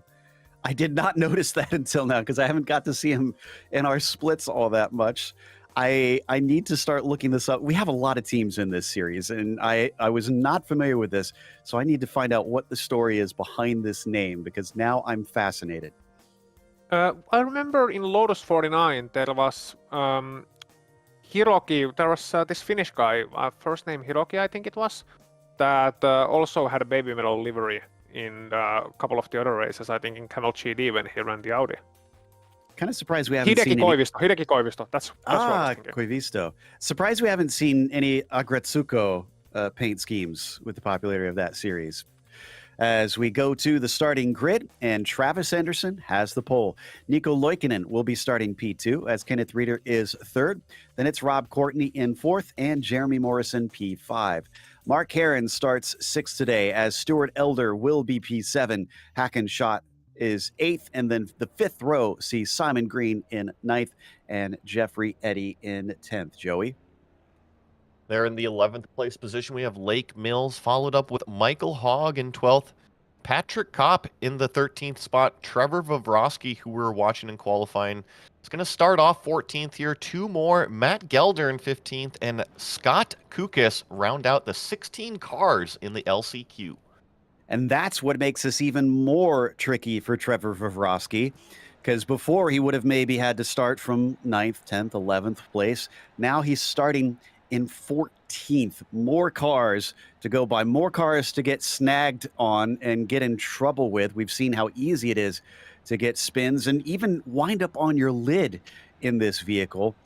And while we have 10 more laps to decide it, he is going to have precious little time to try to get to the main race. Henderson and Nico Loikkanen on that front row probably going to look to take advantage of that clear air, especially Henderson in that number 24 Aussie. It seems like the pole sitter has consistently gotten good jumps. Absolutely, and it's easiest to take the start from that pole position because you get to decide when to exactly press that throttle pedal. You have to be careful about it so that you don't pass the pace car and all that sort of thing. But you can really get a bit of a jump, get a couple of car lengths on the drivers behind you, which can really push the battle from the first place battle to the second place battle, and you can then breathe free and get a little bit of distance between yourself and whoever is in that second place. So it's usually 2 and 3 that end up battling, at least in the early laps. Speaking of liveries, in the back end of the field, I'm not quite sure who that was. I think it was Gelder or it was Scott Kukas in the number 85. That's a Hello Kitty livery. Hey! That's pretty awesome, actually. I love it. Yeah, look at that. Ready to go. And see, I love that because that tells me that he feels very secure in himself. And if he beats anyone, they have to face the ignominy of being beaten by the Hello Kitty car. I might not survive that. So Travis Henderson leads them around the backstretch. Obviously, as we've seen in the group heats, the drivers get no time to wait for the green flag. It goes pretty much immediately. So pace car is in, and he's on the throttle. Once again, a very good jump from the 24. Loikkanen round the outside as he tries to hold off Kenneth Reeder. It looks like top three are going to go single file quite quickly. Big moment for the two. He hangs on to it. Someone in the very back, I think Michael Hogg, brushed the wall. We were 3 wide going into turns 3 there. The 115 of Stuart Elder got away with it, actually leapfrogged up past Hawken in the 101, and that's crucial because that's right in that 6th, 7th, 8th place transfer position. And Trevor Vavrovsky moves himself up to 11th quite quickly. He's snapping off here in the first 2 laps of this race. Henderson still up at the front, Loikkanen in second, Kenneth Reeder in third as we watch Hawken shot. Oh! That was Simon Green shoved into the outside wall. It's a miracle he didn't wind up climbing it. The way he hit that thing off the corner behind him, that was Lake Mills that got a little bit loose in 11th place. Possibly the best thing that could have happened, though, for Trevor Vavrovsky was that problem to Simon Green there. And right now, the 10 car is slowly but surely working his way up. He's actually already underneath Simon Green. He's going to take another look down here into turn 1. Riding on board with Jeremy Morrison, though, in the 5th place. And, there's an aggressive move on the 7 of Rob Courtney. He's given space, but he touches the apron and loses it a little bit. Good move down there. Saw the little incident with the wall and took down to that low groove, said, I'll take away this position, and Jeremy Morrison up into that 5th place spot. Quite a pack forming, but we've got a caution for Lake Mills, turned around in 3 and 4. Looks like he got a little help from Patrick Kopp, unfortunately. Those two were vying for, I think, 10th position there, 10th or 11th spot. So we'll take a look at that in a second. Pretty straightforward accident from what I can tell, with Kopp just tipping the back end of that car a little bit. Yeah, I think the 13... Kopp just went down to the inside, got down to the inside, but I don't know if he really presented himself, and just a little bit of a late move kind of nudged Lake Mills in that left rear quarter panel, and really nothing that the 93 could do there. Yeah, the 93 of Lake Mills and the 13 of Patrick Kopp involved in that.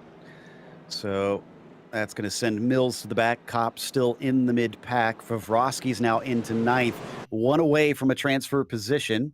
We're going to take a look at the replay here in a second. Yeah, here, down into the turn and just got inside, turns him up, and unfortunately, with not much room, he went off to the outside wall. And this short track, unfortunately, not set up for NASCAR Cup racing. There's no safer barriers.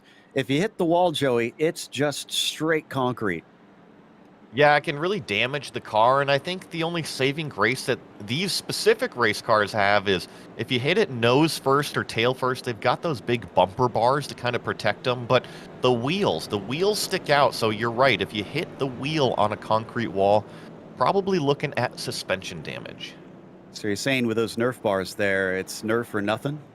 Ah, that's a good one. Yes, I agree with that. Checkers or wreckers. Easy to hook it up on a bar.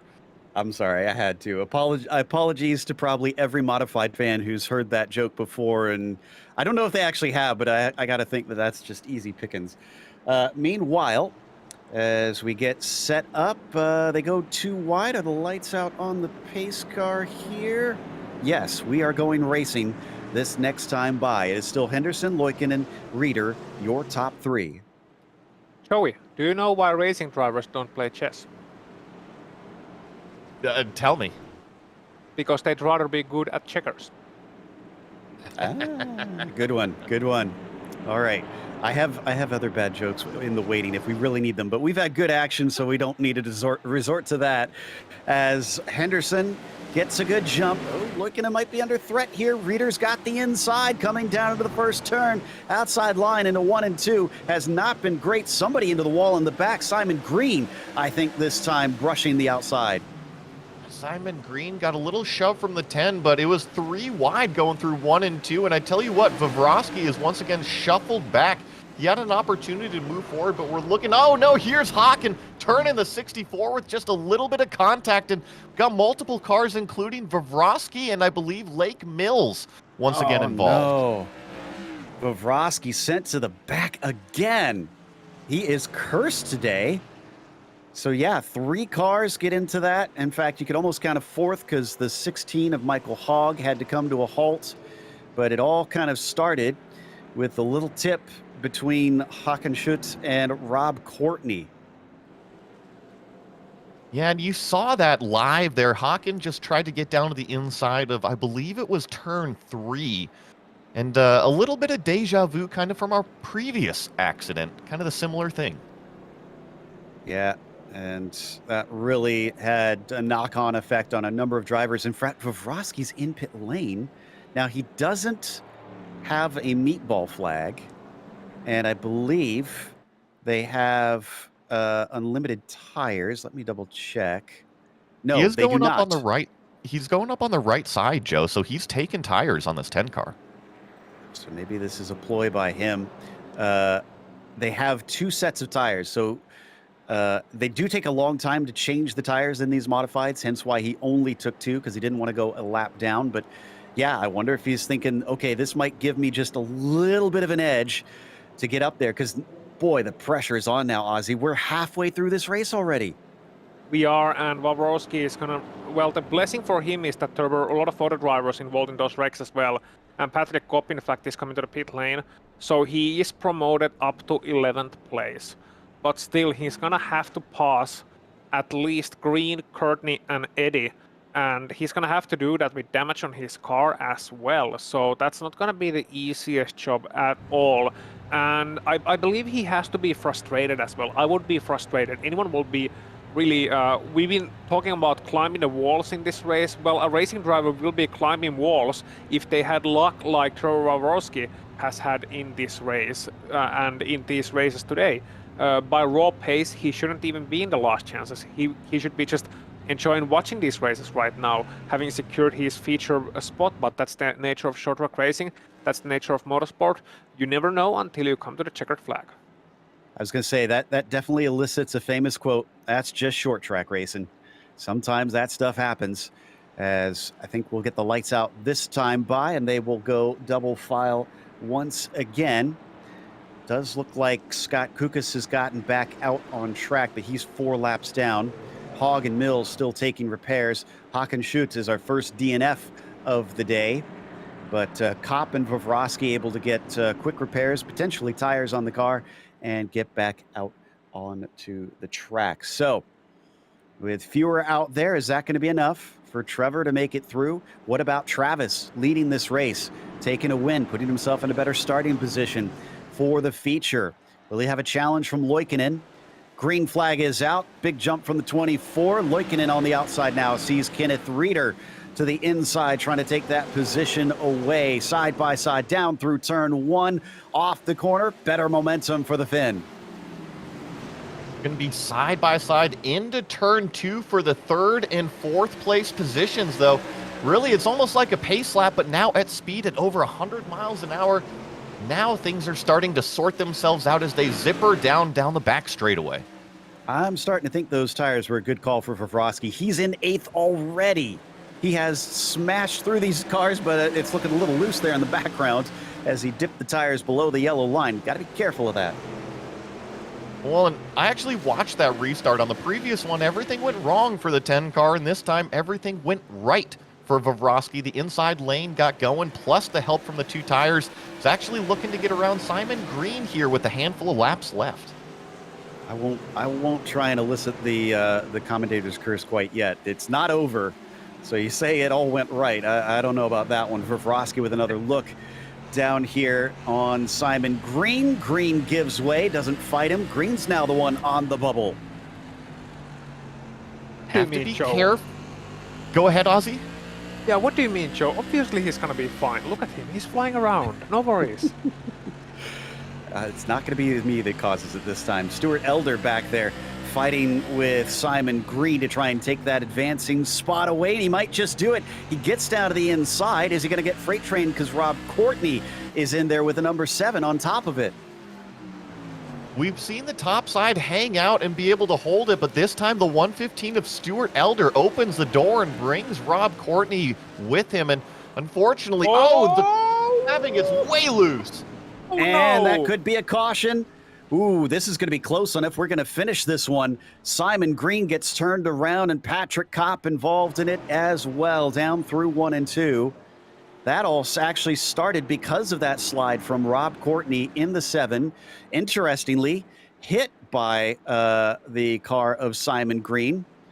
And then as Green checked up, as he tried to come to the bottom, Kopp was there, and he didn't realize that the 13 would be there. Vavrovsky's in 7th, so he will get through if this is the end.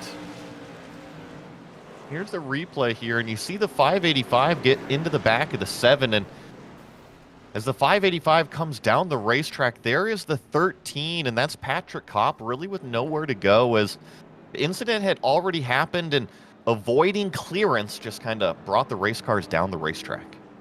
So that would mean Stuart Elder would be our last one to make it through if this is how it finishes. That's if.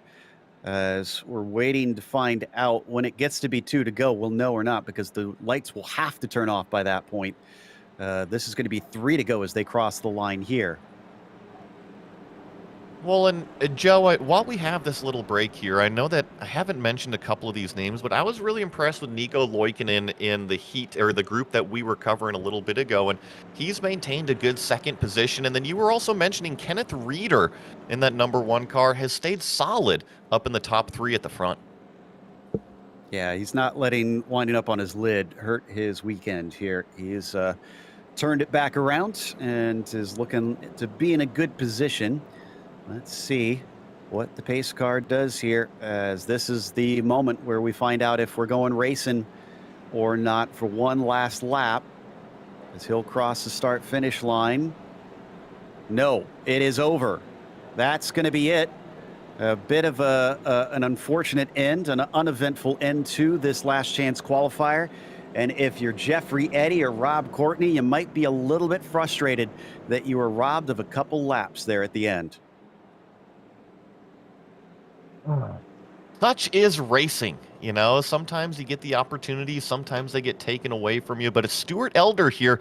You're looking at him. That's the 8th place. That is your final transfer position. The 115 will be moving on. Henderson takes the last chance qualifier win here today to go to the feature. Loikkanen will go with him. Reeder will as well, along with Morrison. There's your top 4. We'll go over the results here just a second. Poor Michael Hogg, Lake Mills, Hockenschutz wound up DNFing down there at the bottom. So the desperation was showing itself for a few drivers today, and it seemed to have bit them in the end. So last lap as they come to the finish line, Travis Henderson going to take the victory here at New Smyrna in the LCQ. Not what you want to be racing in, but you still feel good when you get that win in this race as they trundle across the line to wrap this one up. Let's go through your finishing order of our 16 cars here today. As Henderson takes the win, Nico Loikkanen finishes in P2, and Kenneth Reeder was 3rd. Then it was Jeremy Morrison, P4, followed by Mark Herron in 5th. Matt Gelder was P6. Trevor Vavrovsky just squeaks in 7th spot, and Stuart Elder will be the last to advance in 8th position. Jeffrey Eddy goes on to the 2nd split as Rob Courtney goes to the 2nd split from 10th. Ozzy? Yes, and then we will have the rest of your results as well. Simon Green, Patrick Kopp, Scott Kukas, Michael Hogg, Lake Mills, as well as Hockenschutz, who will be going to the 2nd split. Especially Hockenschutz was one of those drivers who had pace for more today, but it just wasn't his day. And once again, that's just short track racing. Some of them will go in, some of them will go out, but it's gonna be a fascinating feature, Joey. I think the feature is going to be awesome, and especially after we've watched the groups plus the LCQ here, I think that the racing is going to tighten up in the feature and be the best we've seen it yet. Yeah, no doubt the pressure is going to be on as we'll head over to the feature in just a moment. Stick around. One more race to go for this evening. It is the World Series of Asphalt, the third round of the season here for the majors. Stick around. Hey, you know that guy who just before the green flag keys up his mic and asks, "Anybody got a setup?" Well, this is him. This is Adam, and hey, Adam needs some help. On the other hand, this guy over here, this is Steve. Steve is a solid racer and he knows his way around the garage. Steve's problem is time. With a job and a family, he can't find enough time to build competitive setups and to race as often as he likes. But as luck would have it, Steve knows a secret. He lets the Majors Garage crew chiefs do the setup work so he can focus on the racing. At majorsgarage.com, Steve can get setups for over 60 cars on the iRacing service. So no matter what series he wants to jump into, he is covered. Anybody really should tell Adam. See you at the garage.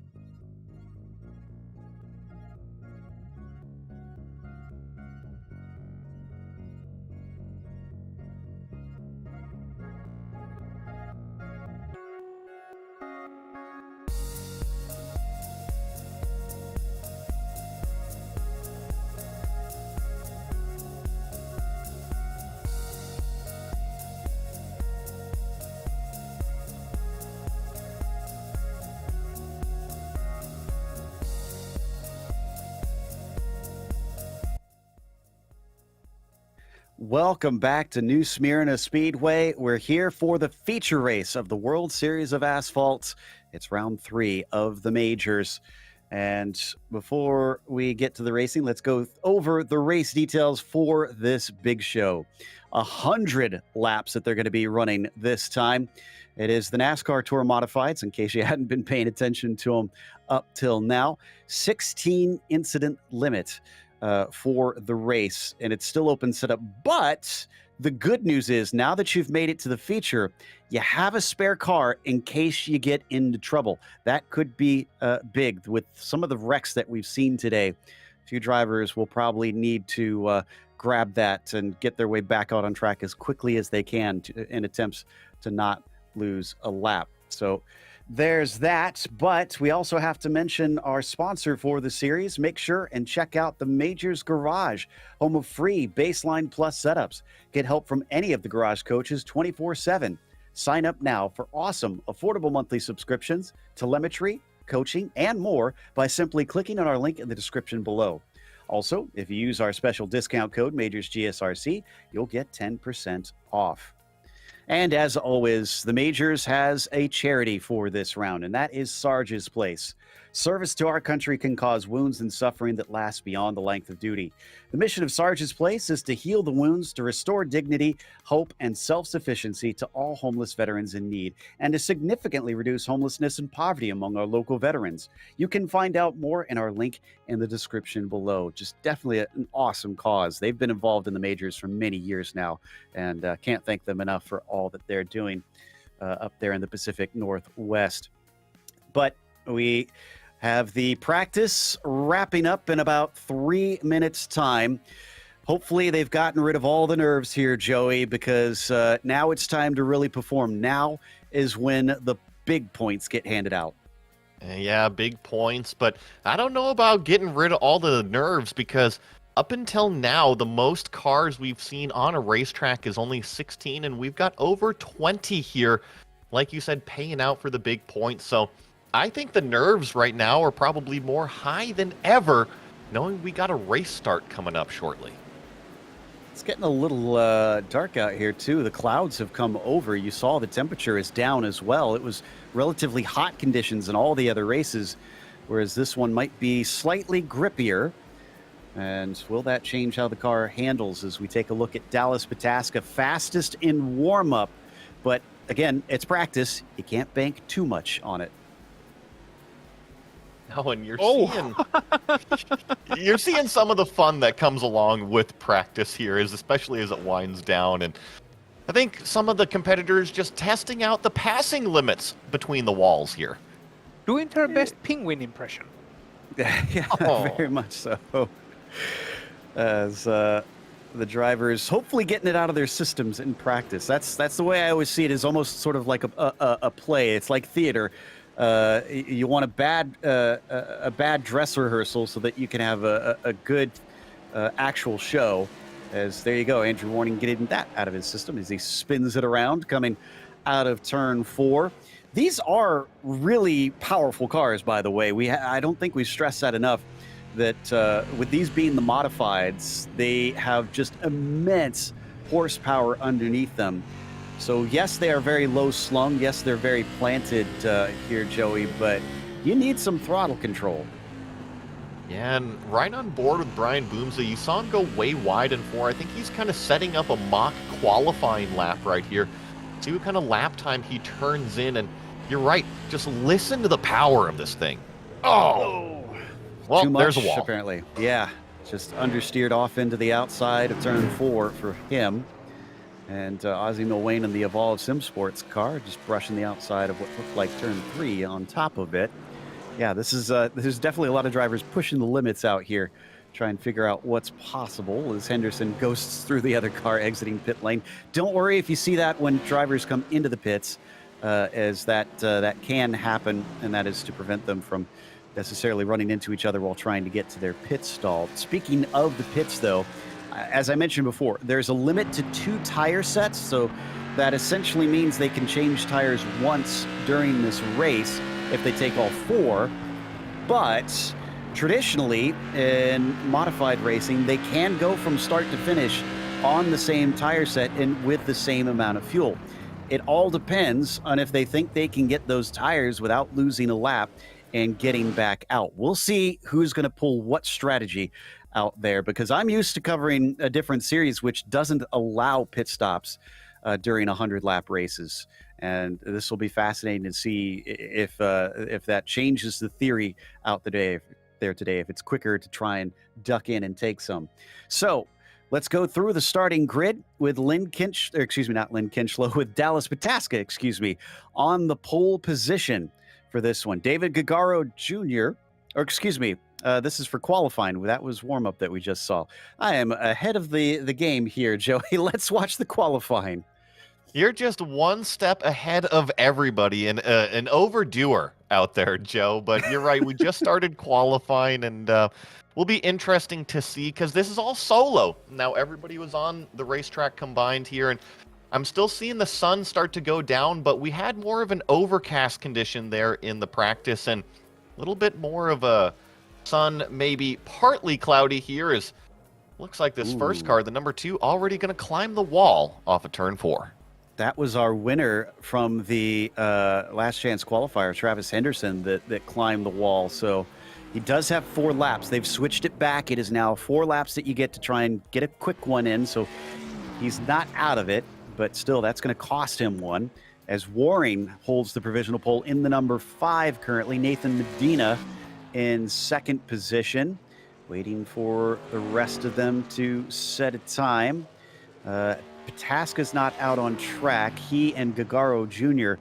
certainly look like the quickest in the groups that we covered. As we watch Nico Loikkanen, really having to saw at the wheel to get it around 3 and 4 there. Well, and Loikkanen was one of these competitors that made it in off of the LCQ, and from watching him earlier in the groups, I actually think that Loikkanen has some pretty good pace. I've got my eye on him tonight, definitely in the feature. And here's David Gargaro Jr., who swept that second group that we were covering. Gagaro only 6th, though, but he parks it and is going to come back around for a second try. Pataska is now heading out on track. Vavrovsky is out there and puts in a 16.9. That's going to get him up into 12th. Here's Pataska's view as we watch through the front. I have to keep an eye on Pataska here, as he's always one of the fastest competitors. And correct me if I'm wrong, but our current points leader coming into this round and going into 3 and 4, look at him get way down the racetrack and really use all of it coming off of 4. So Pataska up to the pole again by more than 1/10 of a second over Andrew Waring. The marker has been thrown down. Cardamone goes up to 6th in the meantime. And we're just now waiting on the last drivers to finish their 4 laps. Everybody has said at least one time. Ozzie Milwayne has 1 lap left, but nope, he's not going to be able to take it because he took his first and his third laps. Banfield finished. That might be everybody. No, Jeff Schmeier. Jeff Schmeier's got enough laps left, and he's coming out on track. And something to note, Joe, the reason why these competitors are doing this reset is because they'll do 1 lap, they'll reset, and then it essentially gives them that fresh, brand new sticker tire set, which, as a driver, you always love those stickers. Indeed. And let's see here. And now that he's on the flying lap, if he can get a good one in, we're going to be racing into the night tonight under the lights at New Smyrna. Off of turn 4, it was clean. He kept it off the wall, but it's not quicker, unfortunately. So Jeff Schmeier stays in P12. Interesting to note, Dallas Pataska and Andrew Waring, your top 2 out on track in qualifying. That's your top 2 in points right now. So they are going to be just going right for each other here. They are each other's main concern, if you will, when this race gets going. Well, and speaking of that, Dallas Pataska, we saw him snag away the top spot with his first lap and actually went and reset that provisional pole time, 16.60 on the racetrack. Man, just unbelievable. Yeah, that would mean both laps were good enough for pole for him. I see Edward Shelley getting out, but Ed cannot turn a lap here. He's essentially done with his qualifying. And so are our drivers in general, because there's 15 seconds left and nobody out there is on a flyer at this point. So our 24-car fields raring to go after having to make their way through the group heats, after having to make their way past the LCQ for a small handful of them. We have arrived at the feature race for today. And Pataska starts it on the pole position with Andrew Waring in P2. Nathan Medina will start third, followed by Ozzie Milwain in fourth and Stephen Verveyen in fifth. After that, Jeff Cardamone, P6, Edward Shelley up to seventh. David Gagaro Jr. looked very dominant in his group class, but only eighth here in qualifying. Ross Banfield was ninth, and Joey, it's Kevin Hill rounding out your top 10. There in the 11th place position, we have Travis Henderson, Jeff Schmeier there in 12th, Brian Boomsma 13th, Ryan Walker 14th, Nico Loikkanen rounding out the top 15 here. Trevor Vavrovsky, have to keep an eye on that number 10 machine, starting off in the 16th place position. Stuart Elder 17th, David Baker, Jeremy Morrison, and Matt Gelder inside the top 20, Joe. Then in 21st, it's Kenneth Reeder with Mark Herron 22nd and Lynn Kinchlow P23. Jason Wallet rounds out the field down in 24th. Just about have them all lined up and ready to go for the race itself. Pace car will take them around twice and then release them. Hopefully we'll get some green flag racing, because again, we have a few drivers that have not raced each other up till this point, at least in this actual race. We have had practice races and various things in the lead up to this evening, but we can't guarantee that everybody is familiar with one another. Well, I think we're only waiting, I believe, is it Kevin Hill that we're waiting on currently? And looks like he's got another 15 seconds or so. Might be getting that hot dog from the concession stand. Yeah, Kevin looks like he's out there. It's Vavrovsky, actually. Please don't tell me that he lost connection. Let me double check here. And he's in here and he's on the grid. Okay, good. I was going to say that would be so typical of the evening if of all things that take him out, it's the thing that he can't control, and his internet connection boots him. But as they now take off on the pace lap, Pataska versus Waring. What are they going to be like as they vie against one another to try and get the shot down into the first turn? Pataska going to have the advantage, deciding when the field goes.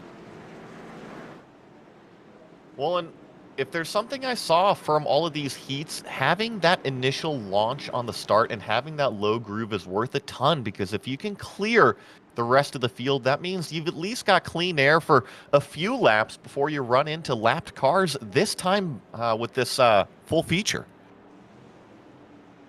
All right.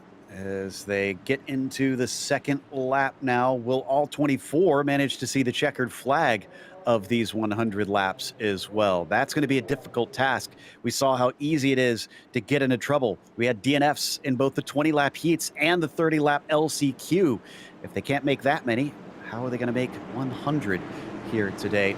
These are the drivers that did make all the laps, at least for the most part. As the green flag is out, and the World Series of Asphalt is on its way, and Pataska is ahead of Waring, who's trying to shut the door on Nathan Medina in the number 4. Finally is able to get it done. We got a yellow immediately. Oh, and that's a 314, yeah. He's way around. I think that's Gargaro, yeah. Gargaro actually got tagged around in the 42 as well. So Henderson, he's dropping a lot of positions. A lot of people involved in that one. It's pandemonium right from lap number 1, and that's not what these drivers wanted. And I think Vavrovsky, as you were about to say, Joey, he was involved in that one as well. Yeah, I believe Vavrovsky, Cardamon was the car that I believe got up into the outside wall, and then the dominoes just fell after that. Cardamon, you see him up here in the number 12.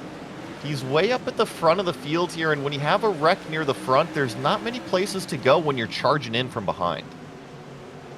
Really isn't. And when you're that outside car, unfortunately, you got to watch out for the wall. and it's a real chain reaction back through the field. Cardamon, I believe, just took his spare car. He did.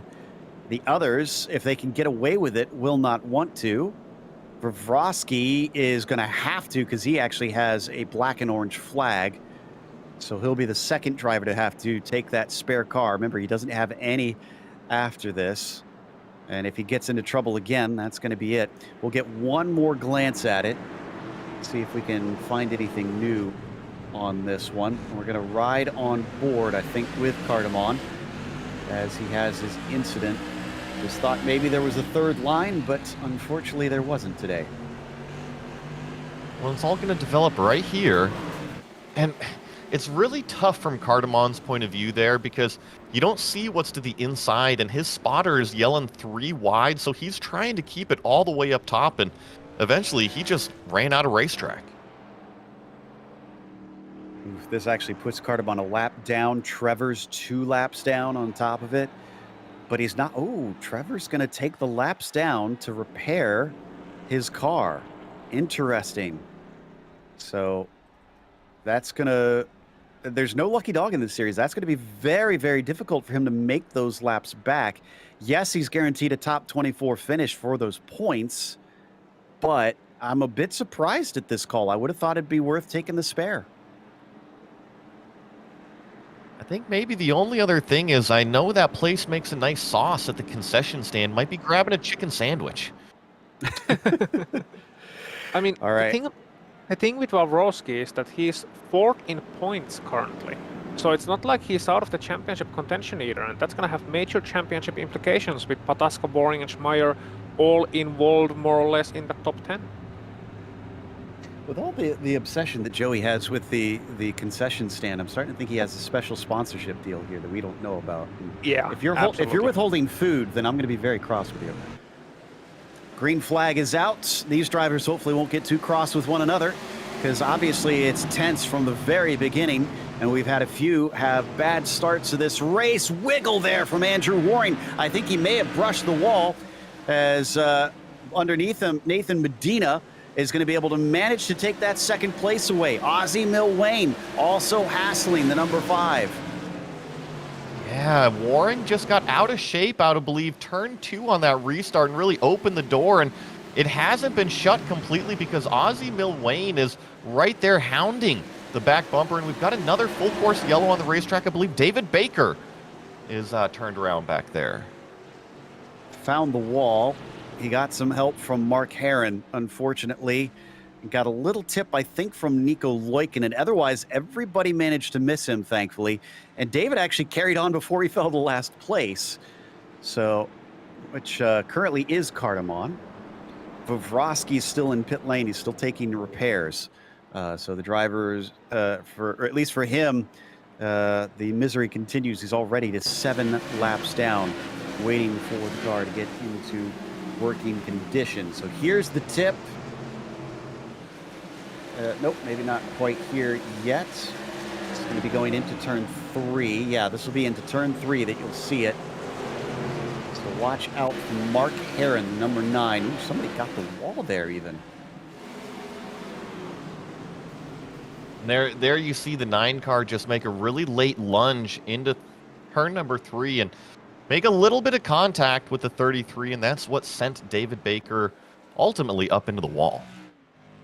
Oh, did Cardamon get his lap back? How did he do that? Trying to see how he managed this. He did not get waved around, I don't think. Not that I'm seeing. And the rules explicitly said no lucky dog, I'm pretty certain. Yeah, no, I'm looking. I just went back, Joe, and I see him pull to the top side of the racetrack here on lap number 9, going into turn 1, and pass around the entire field, including the pace car, back out onto the lead lap. It looks organized to me. It does. It does. And he's not got any sort of black flag. So that to me implies that he was allowed to do that. But I see no message from race control. So maybe Lucky Dog is actually on here because he would have been the one to get it. So I don't know if that's a clerical error from the stewards or what. Regardless.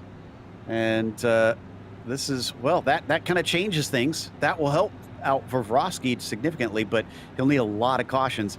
And no offense to Trevor, I really don't want 9 cautions in this race. It would tend to go by a little bit slow, and honestly, I don't think the competitors want that many cautions either. With short track racing, it really is all about getting into the rhythm.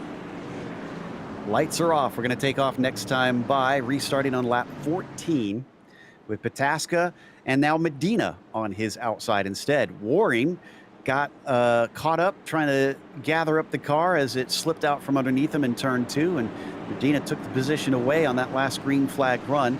Also watch out for Ozzy Milwane. He seems aggressive as the green flag is out. Pataska reveling in that lead position on the restarts, just running away from everybody. And there you go, Milwane versus Waring down into 1 and 2. Milwane's a little bit ahead on the outside. Does he shut the door? He can't yet. And it's actually going to open it up for Banfield as we see trouble off of turn 4 behind him. Wow, that's Big a lot of cars. trouble. So That's we got the big half one. the field involved in that one almost. You see the number 3, Kevin Hill. He was around. Dallas Pataska is going to come around to the scene of the accident. You got Elder. You got Shelley as well, who got involved in that. I think Henderson might have been involved in that one as well. So it's a lot of cars. That at least got tagged, if not more. Niko Loikkanen involved too in a big incident on lap number 15. Looks like it kicks off with the 1 car in the 30 of Jeff Schmeier, the one being Boomsma. Just came into contact with Jeff. That turned Boomsma around eventually after Jeff was trying to catch it before it slid out on him. Here we go. And while we're queuing this up, I actually just want to say this is a good heads up from the field because Dallas Pataska and the leaders hadn't caught up with the pace car yet, and there's a bunch of slow cars that was out on the racetrack, and they were very good to spread out on the racetrack and not have any more incidents once that yellow flag was already out there. Boy, there's a lot of drivers in pit lane taking repairs back live, but we're waiting for them to get the green. There we go. So watch this down back into 3 and 4, almost a full lap of racing before they got caught up in one another again. This is Schmeier that you see on the center of the screen. And from behind him, Boomsma is going to dive it in and just make the lightest of contact. It was so tiny, but it was dire consequences for many drivers, including one on his lid. Yeah, I think that was Hill that got tagged a little bit trying to avoid to the inside. And I think he managed to tag one of his teammates into that one, if I wasn't too mistaken on the main straight. But yeah, good heads up by the leaders, not coming full tilt into that one. And I believe, Joey, there's going to be a lot of ARCA drivers going, oh, wait, brake? What's that? They get a bad name, you know. I think they've actually been pretty clean so far this year, but yeah, I get what you're saying. Oh, reset again. At this rate, we'll get way more than 9 laps of 9 cautions, unfortunately. And did we have a lucky dog on that one? Because I don't think we had anybody a lap down who was out on track. Vrosky actually is just exiting now, 16 laps down. His best hope of gaining positions is strictly going to be attrition from here on out, because Trevor is pretty much out of the running. Up at the front, it's still Pataska, Medina, Milwane, Waring, your top 4 as we go 2 wide, and we'll go live next time by. It's going to be interesting, Joe, because you see him lined up here down the back straightaway. You think we're going to get a little bit of calm racing, or are we going to get more of this choppy start and go? The way it's been going, I'm expecting more of the yellow fever out there. Ooh, the 73 did not go anywhere. Vervayan, unfortunately, caught napping, and that checked up his row big time. Battle for third in front of him, as Waring has always been in the wars on these restarts, this time with Milwane once again on the high side. Can't chop down. Milwane's still there. Milwane is, in fact, but now he's going to come back in. Andrew Waring, I think, was happy to have the high side on that restart after starting down low the last couple times, secure himself that third place position for now. Kinch loses the 8th spot to Jeff Schmeier, who survived that initial wreck a few cautions ago to really stay in the hunt. Look at this back of the pack battle, though. Just a whole slew of cars. You've got David Baker, Boomsma, Wallet, Cardamone, Morrison, all in here vying for position. Oh, really loose from the 33 of David Baker as he was down on the bottom side of the racetrack, and looking right behind him, almost 3 wide with Brian Boomsma. Still hasn't completely sorted itself out. Cardamone is stuck on the high side now as Kevin Hill gets down to his inside, but he's boxed in. Boomsma just in front of him in the green and white #1 machine with no place to go. That's a car coming out of pit lane below them. That's just Stuart Elder trying to get back on the track to put some laps in.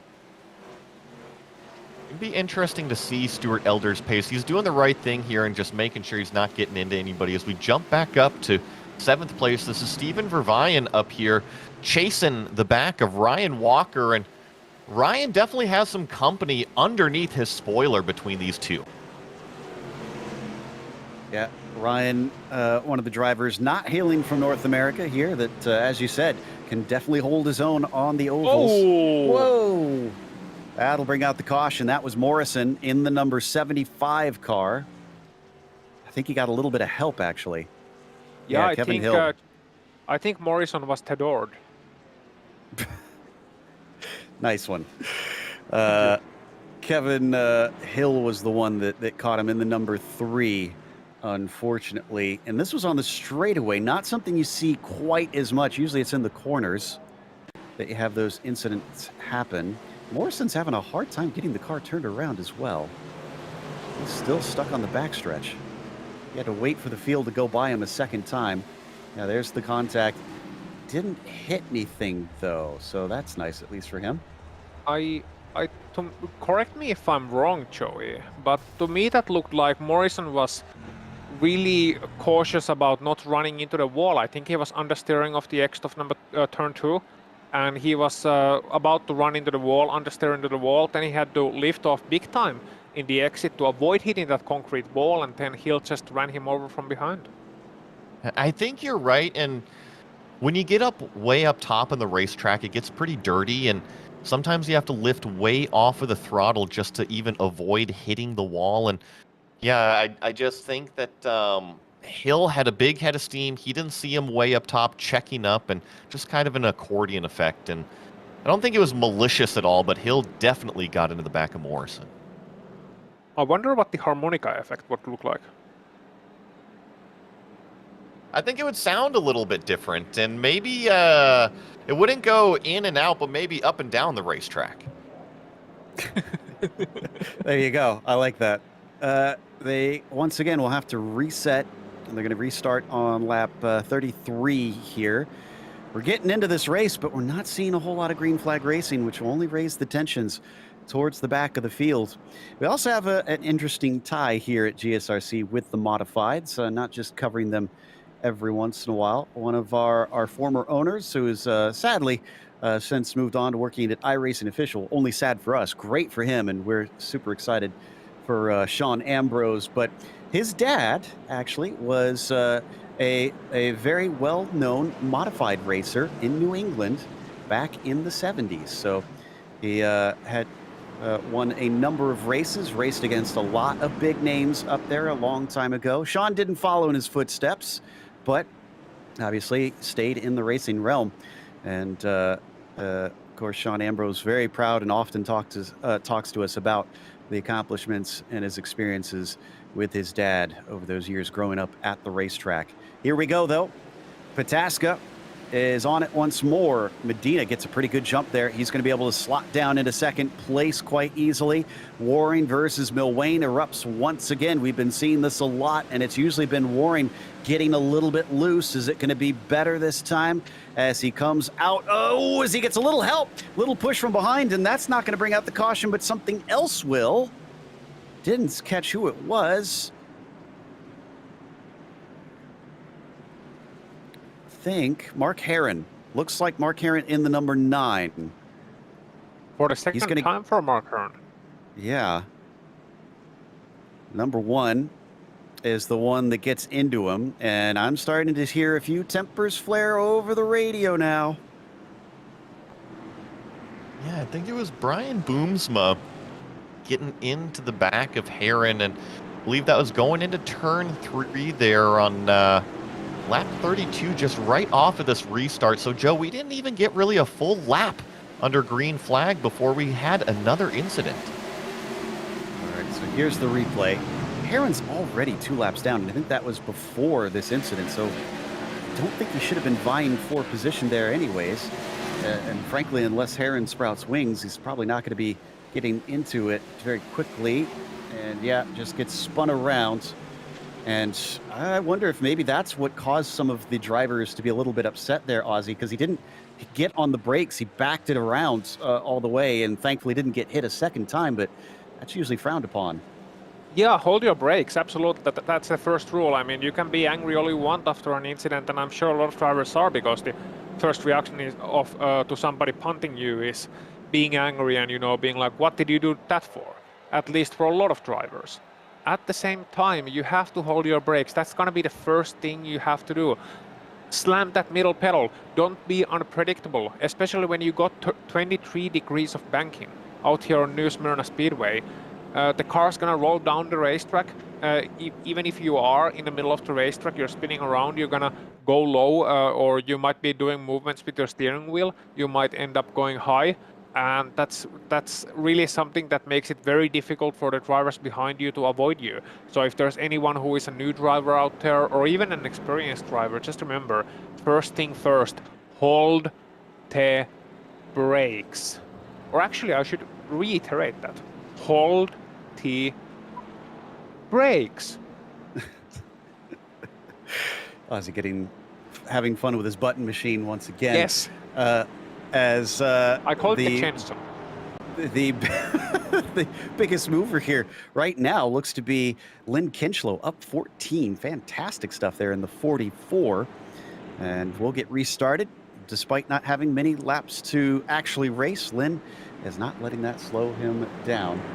Here we go as they get ready to be released once more by the pace car. Medina seems to have these starts down pretty well. Not this time, though. I think the 5 of Warren is slightly to his inside. Can he chop down? Yes, he's got it. Warren versus Bill Wayne. Here we go again. This time, Warren going to get a little bit of a better run and dive in front by turn 3. Able to clear the 114 that lap, and that's so crucial. But check this out. Nathan Medina definitely hounding the back of Dallas Pataska. I think this is the first real threat that the number 23 has seen. And I don't blame him. The 4 needs to try and get on the road here, needs to get the hurry up, because clearly when they get going, Pataska seems to have a little bit better legs than him. It's during those restarts that he's got the best opportunity. Look at the car slide off the exit of the corner as we still go side by side with Schmeier down vying for 6th place through 3 and 4. Ryan Walker working the top side of the racetrack, and you see just not a whole lot of room. It's going to open the door for Steven Verveyen now, and things are kind of hectic right here for the 6th place position. The Scottish driver up into that P6 now. Ross Banfield just in front of him, currently running in the top 5 as, ooh, that was close there between Schmeier and Verveyen. Verveyen trying to hold his ground right now, just slipped down a few spots from where he's starting, and actually right behind Verveyen, Lynn Kinchlow up 14 positions.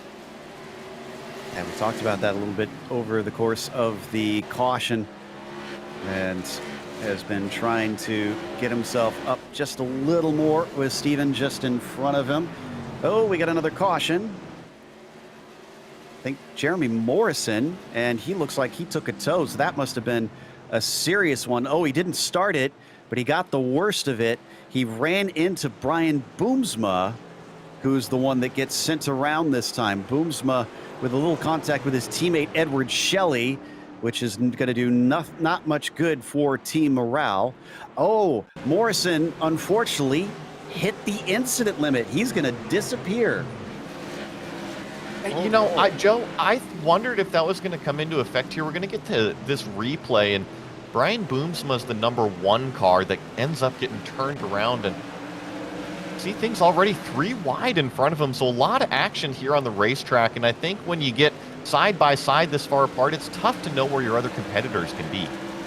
And Forged is another one that has really built up a reputation of being strong on the ovals. So for them to be that far down the order and then unfortunately have a massive wreck like that one, that's not going to do them many favors. Boomsma has the black and orange flag, so he will have to come into pit lane to get those repairs. The sim will not allow him to stay out. And unfortunately for Brian, he's already used his spare car. In fact, everybody from 15th place down has used their spare car. It's been messy. That is a lot. I didn't realize that. Go ahead, Ozzy. Yeah, it has been messy. I was just about to say what you were saying. Like that's a lot of drivers, including Niko Loikkanen in the 19th place here, who we are seeing right now. But it's been messy, and that has resulted in a lot of drivers losing positions, but also a lot of drivers gaining positions. One driver I would like to highlight in that department, as we are watching the leader, Dallas Pataska, is Lynn Kinchlow, who is right now in 9th place. As we can see here, 14 positions gained for Lynn Kinchlow. He's all the way up to top 10. Jason Wallet as well, 12 positions gained. He started last. And on the other hand, on the other end of the field, you got drivers like Ed Shelley, 9 positions lost. And Cardamone, 8 positions lost. So really a lot of drivers gaining and losing places. Of note as well, Ryan Walker, 6th place, 8 positions gained. Not bad for a non-American. Yeah, no, Ryan, I think, is doing phenomenal in this one. Another little note that I'd love to bring up, because Joey, you kind of joked a little bit about these not being road course cars. Interestingly enough, there was a couple instances a long time ago where the series visited Lime Rock Park and Watkins Glen. Okay. They didn't come back after that, but it was very interesting watching them try to race on there. So they did try to take these offset cars and turn them both left and right, but I don't think the drivers enjoyed it. I personally think it would be cool to see them make a road course version as we get going racing once again. And Pataska and Medina able to get out in front. Warren and Milwain will try to decide who gets third this time. Oh, big moment behind them. Big slip up for Jeff Schmeier. And this has kind of been the restart battle. Milwain versus Waring. Milwain still hanging on to the top side, and this is the first time that Waring has really been able to succeed down low. It's been the top groove that's been able to hang in there and pester that lower lane. Another look there from Jeff Schmeier trying on it as we continue to watch the battle for third between Waring and Milwain. Waring takes the P3 for now. They get down to single file. We got a little bit more green flag racing on that last stint. Have the drivers finally got it under control? We've lost one of our 24 finally this far into the race, halfway through the race that it eventually happened. And it wasn't due to a driver wrecking out. He simply ran out of incidents. Well, and I think that incident limit is actually going to come into effect here, Joe, because 16x isn't that much. And if you're involved in a couple spins or maybe nudge a car and pick up a 4x, things can add up really fast. Yeah, those Nerf bars allow them to really kind of beat and bang a little bit, and maybe a bit too much in the case of Morrison, who, to his credit, it was a 4x at the end that did him in. He probably was expecting maybe a spin, which is only 2 incidents, and that cost him. Look at this fight with Schmeier for Vian, facing off with Ryan Walker, and Walker is going to be stuck on the outside. Gagaro Jr., who we thought would be a little bit higher up than this, is stuck in the mid-pack, and he's going to claim one more position over Ryan.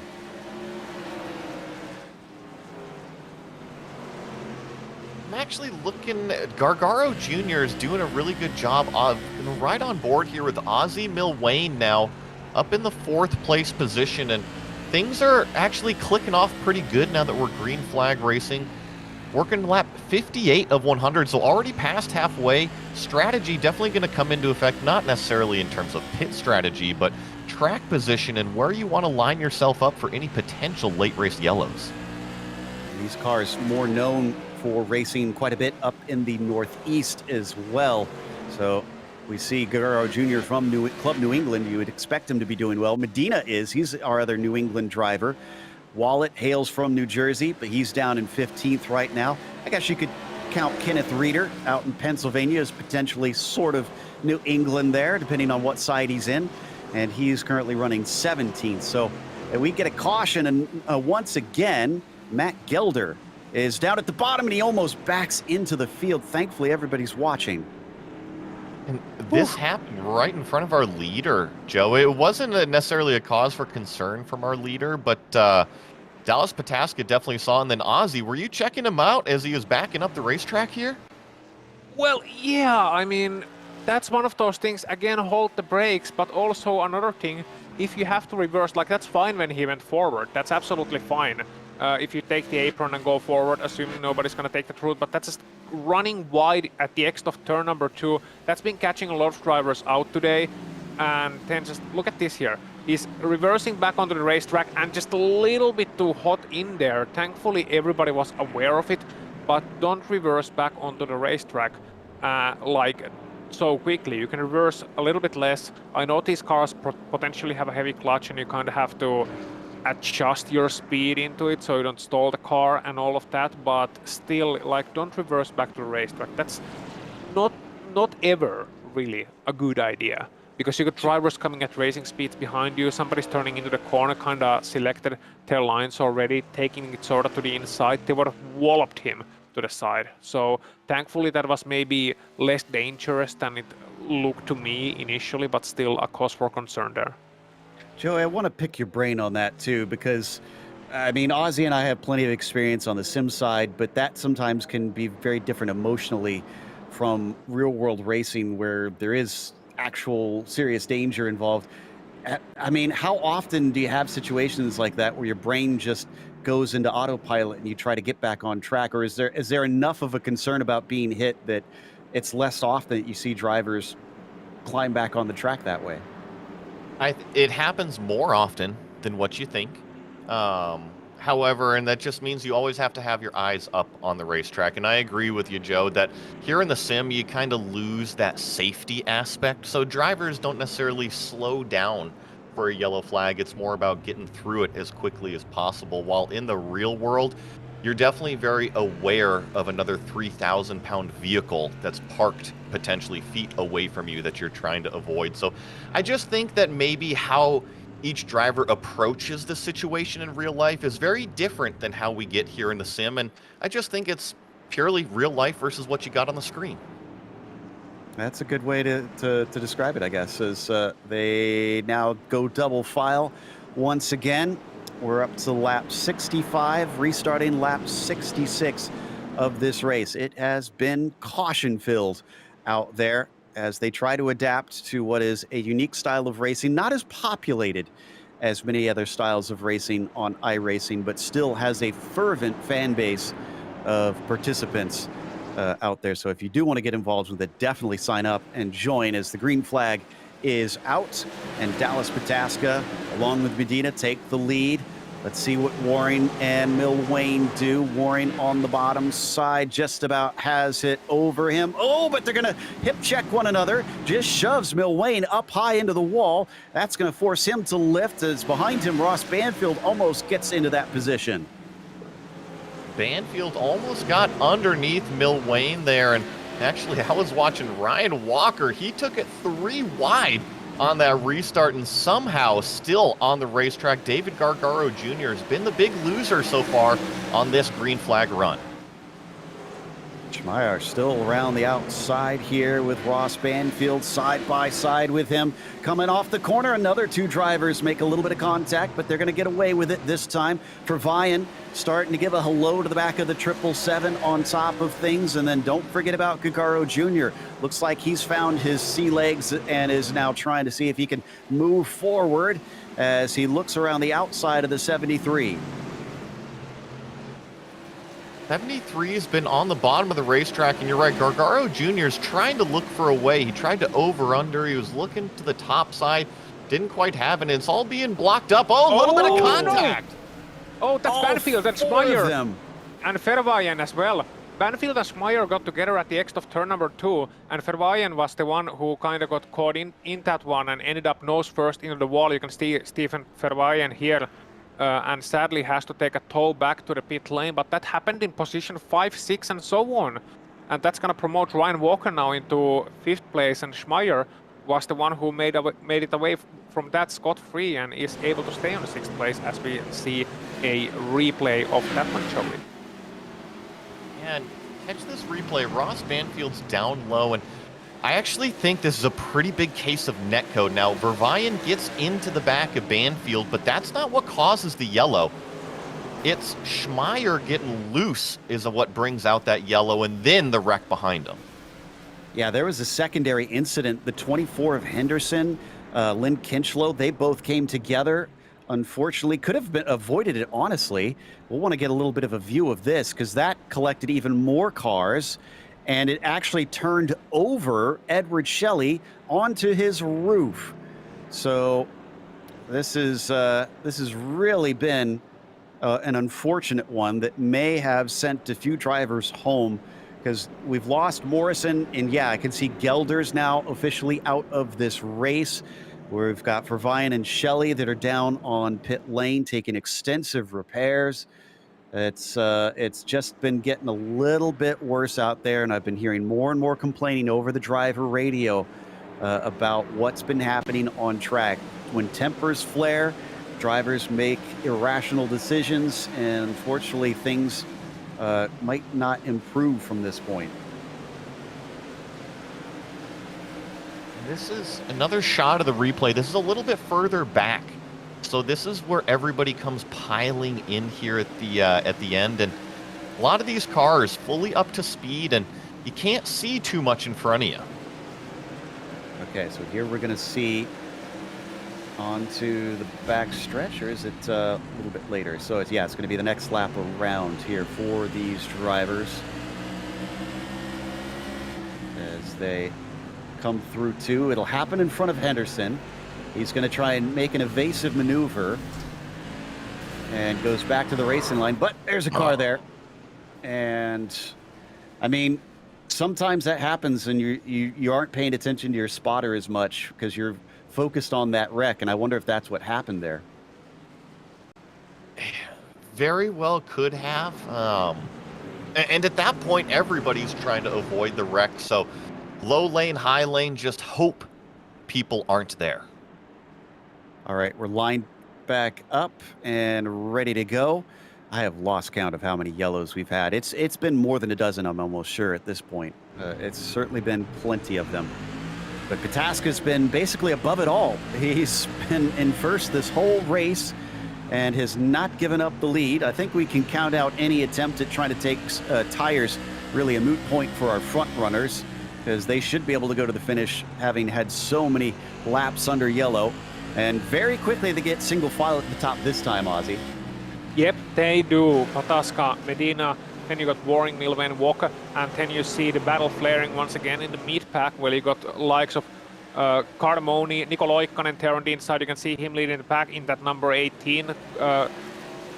The 314, which is actually the 12 of Cardamone, and then you got Ross Banfield on the inside as well, trying to make his way through. Ross Banfield, who did very well in this sort of racing, or usually does very well in this sort of racing, now getting that position. And Jason Wallet as well, who started right from the back, and there's a big dive behind them that results in some contact, but they just barely make it out of that one, I think. And Heron, who's been involved in a couple of ones, was also in that one, as we move further forward with Jeff Schmeier and Kevin Hill in the battle. Yep, this is for the 6th position. Hill has the advantage in the number 3. Schmeier just behind him.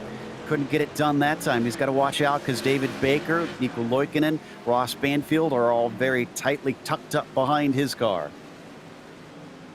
This is a really close pack here, all inside the top 10, and this is kind of what I was expecting out of the racing from the features. Once everything gets going, everybody is in their rhythm. Get some good short track racing under the lights. Yeah, now we're 20 laps from the finish, so it's getting to the end of things. If you want to get some positions, you really got to making moves as we're side by side once more between Cardamone and Henderson, or excuse me, Wallet rather. Wallet still underneath him, gonna try and make the dive in. Henderson's been very defensive off of the corners, trying to pinch him down to the bottom, but it hasn't been able to keep Jason at bay. Now continuing to hang on to that top lane, Jeff Cardamone up there, and now it's actually going to be Henderson going to move to the outside of Jason Wallet, give that top lane a try, see if he can pin down the 658 to the low side of the racetrack. Henderson on a bit of a recovery here, taking his spare car already. In fact, we're up to 9th on down, have all taken their spare car in this race. Only the top 8 have not. And around the high side, Henderson really making a good run of this. We've seen this move before, and he's got it done, slipping into 11th. And actually jumping up to 2nd place right now. Waring is side by side with Medina coming off of turn number 2. He's been a little bit faster than Nathan. Not going to get by him this time, but definitely presenting that car. Oh, a little bit of contact up before. He's going to send him. He'll catch the car and get it going. I'm curious where it's going to put him back in line now. That is frustrating for the number 4. He's wound up going in 6th position. Oh, and for some reason, Vervayan is on the inside of the course on the backstretch. There is another wreck that happened behind this, Joe, with Vervayan as well as the number 9 car I'm seeing. Quite a few cars off of turn 2. Ed Shelley was involved in it. Vavrovsky in the 10. Man, when can he catch a break? He's still 16 laps down. So this is when it rains, it pours. It really does. My goodness. Vavrovsky's going to want to forget this one. So he just came back out on track, Vervayan did.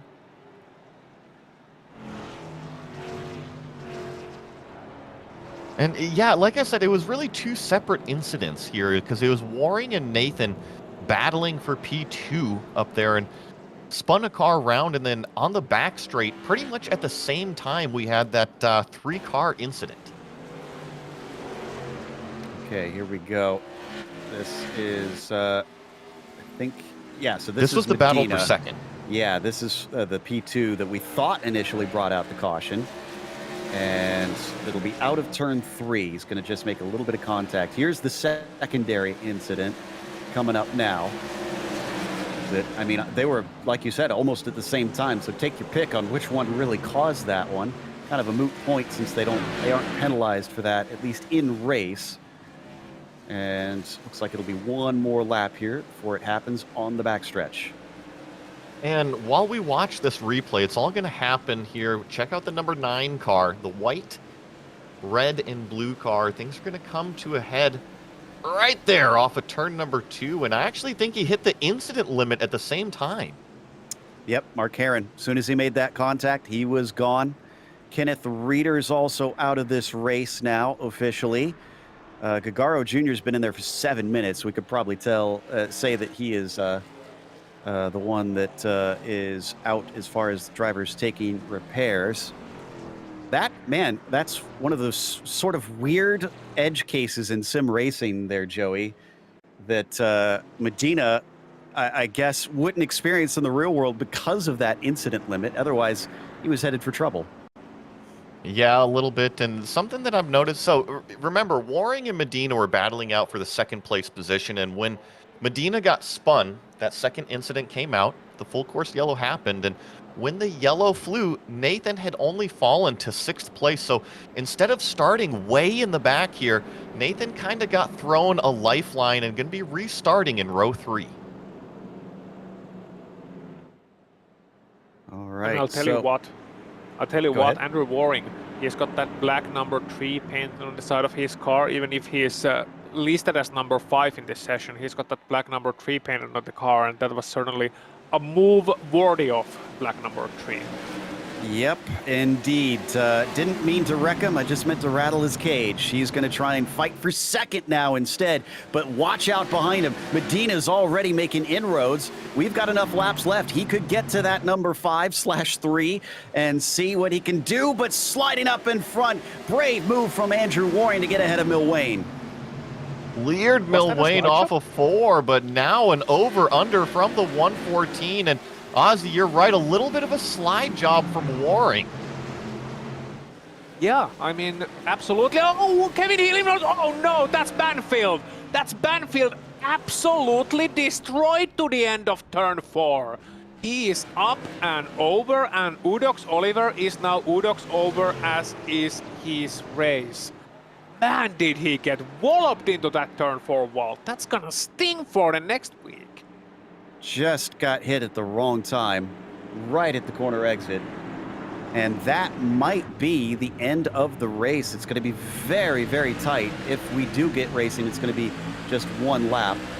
So watch on board here as we come out of 4.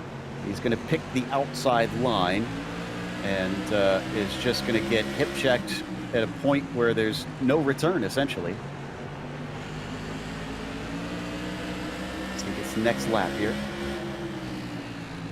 Yep, gonna be the next lap, and just look at the impact. The way he got turned into the outside wall is one of those moments when I'm just glad we're doing sim racing here. So here we go. Yeah, there's the contact. Oh, and then on top of it, the whole field was there, so no place for them to go. Up on his lid, he has to take a tow in the process. That's it for him. Yeah, I think I even saw the number 10 sliding in there at the end. Vavrovsky collected one more time. We might want to come back live because Pataska's coming to 3 to go this time. And, okay, lights are on. So we will only get a one-lap shootout if we go racing here. Dallas Pataska, he had 54 starts before this one. And out of those 54 starts, he had 38 top 5s, 14 wins. Gonna make it number 15 potentially today. The Mario Andretti trophy winner, defending one from last year, Ironman winner from last year as well. And has he been worthy? I don't think there has been a single lap today that he hasn't led in the races that he's been involved in. That's it. Race is over. We are going to finish under yellow, unfortunately. Lights are still on the pace car. So Pataska will actually lead every single lap of every race he was in tonight. As the 23 will get to celebrate, but I'm curious what the emotions will be knowing that it didn't get to end at full speed, and feel for Ross Banfield and some of the others that were involved in that last wreck and were just shy of getting to the end. And how about Ryan Walker in 4th place? Joey, you were watching his replay back as we are watching the field finish under caution. He got pretty feisty. He did. You know, he restarted in a really good position and got his elbows out, fended off Nathan Medina there, and hangs on to what is a 4th place position as long as he doesn't run out of gas right now. Ryan Walker up 10 places this race. As they exit turn 4, Dallas Pataska to the line to win the feature and the World Series of Asphalt in the majors. Waring will get 2nd. Ozzy Milwain will finish 3rd. I'm curious if there's a little bit of upset feelings from Nathan Medina, considering he was in that 2nd place for so long and got kind of pushed out of the way. But this is going to take us to a little break. Again, we have still more to come, but no more racing. It'll be the unofficial results as well as driver interviews coming your way.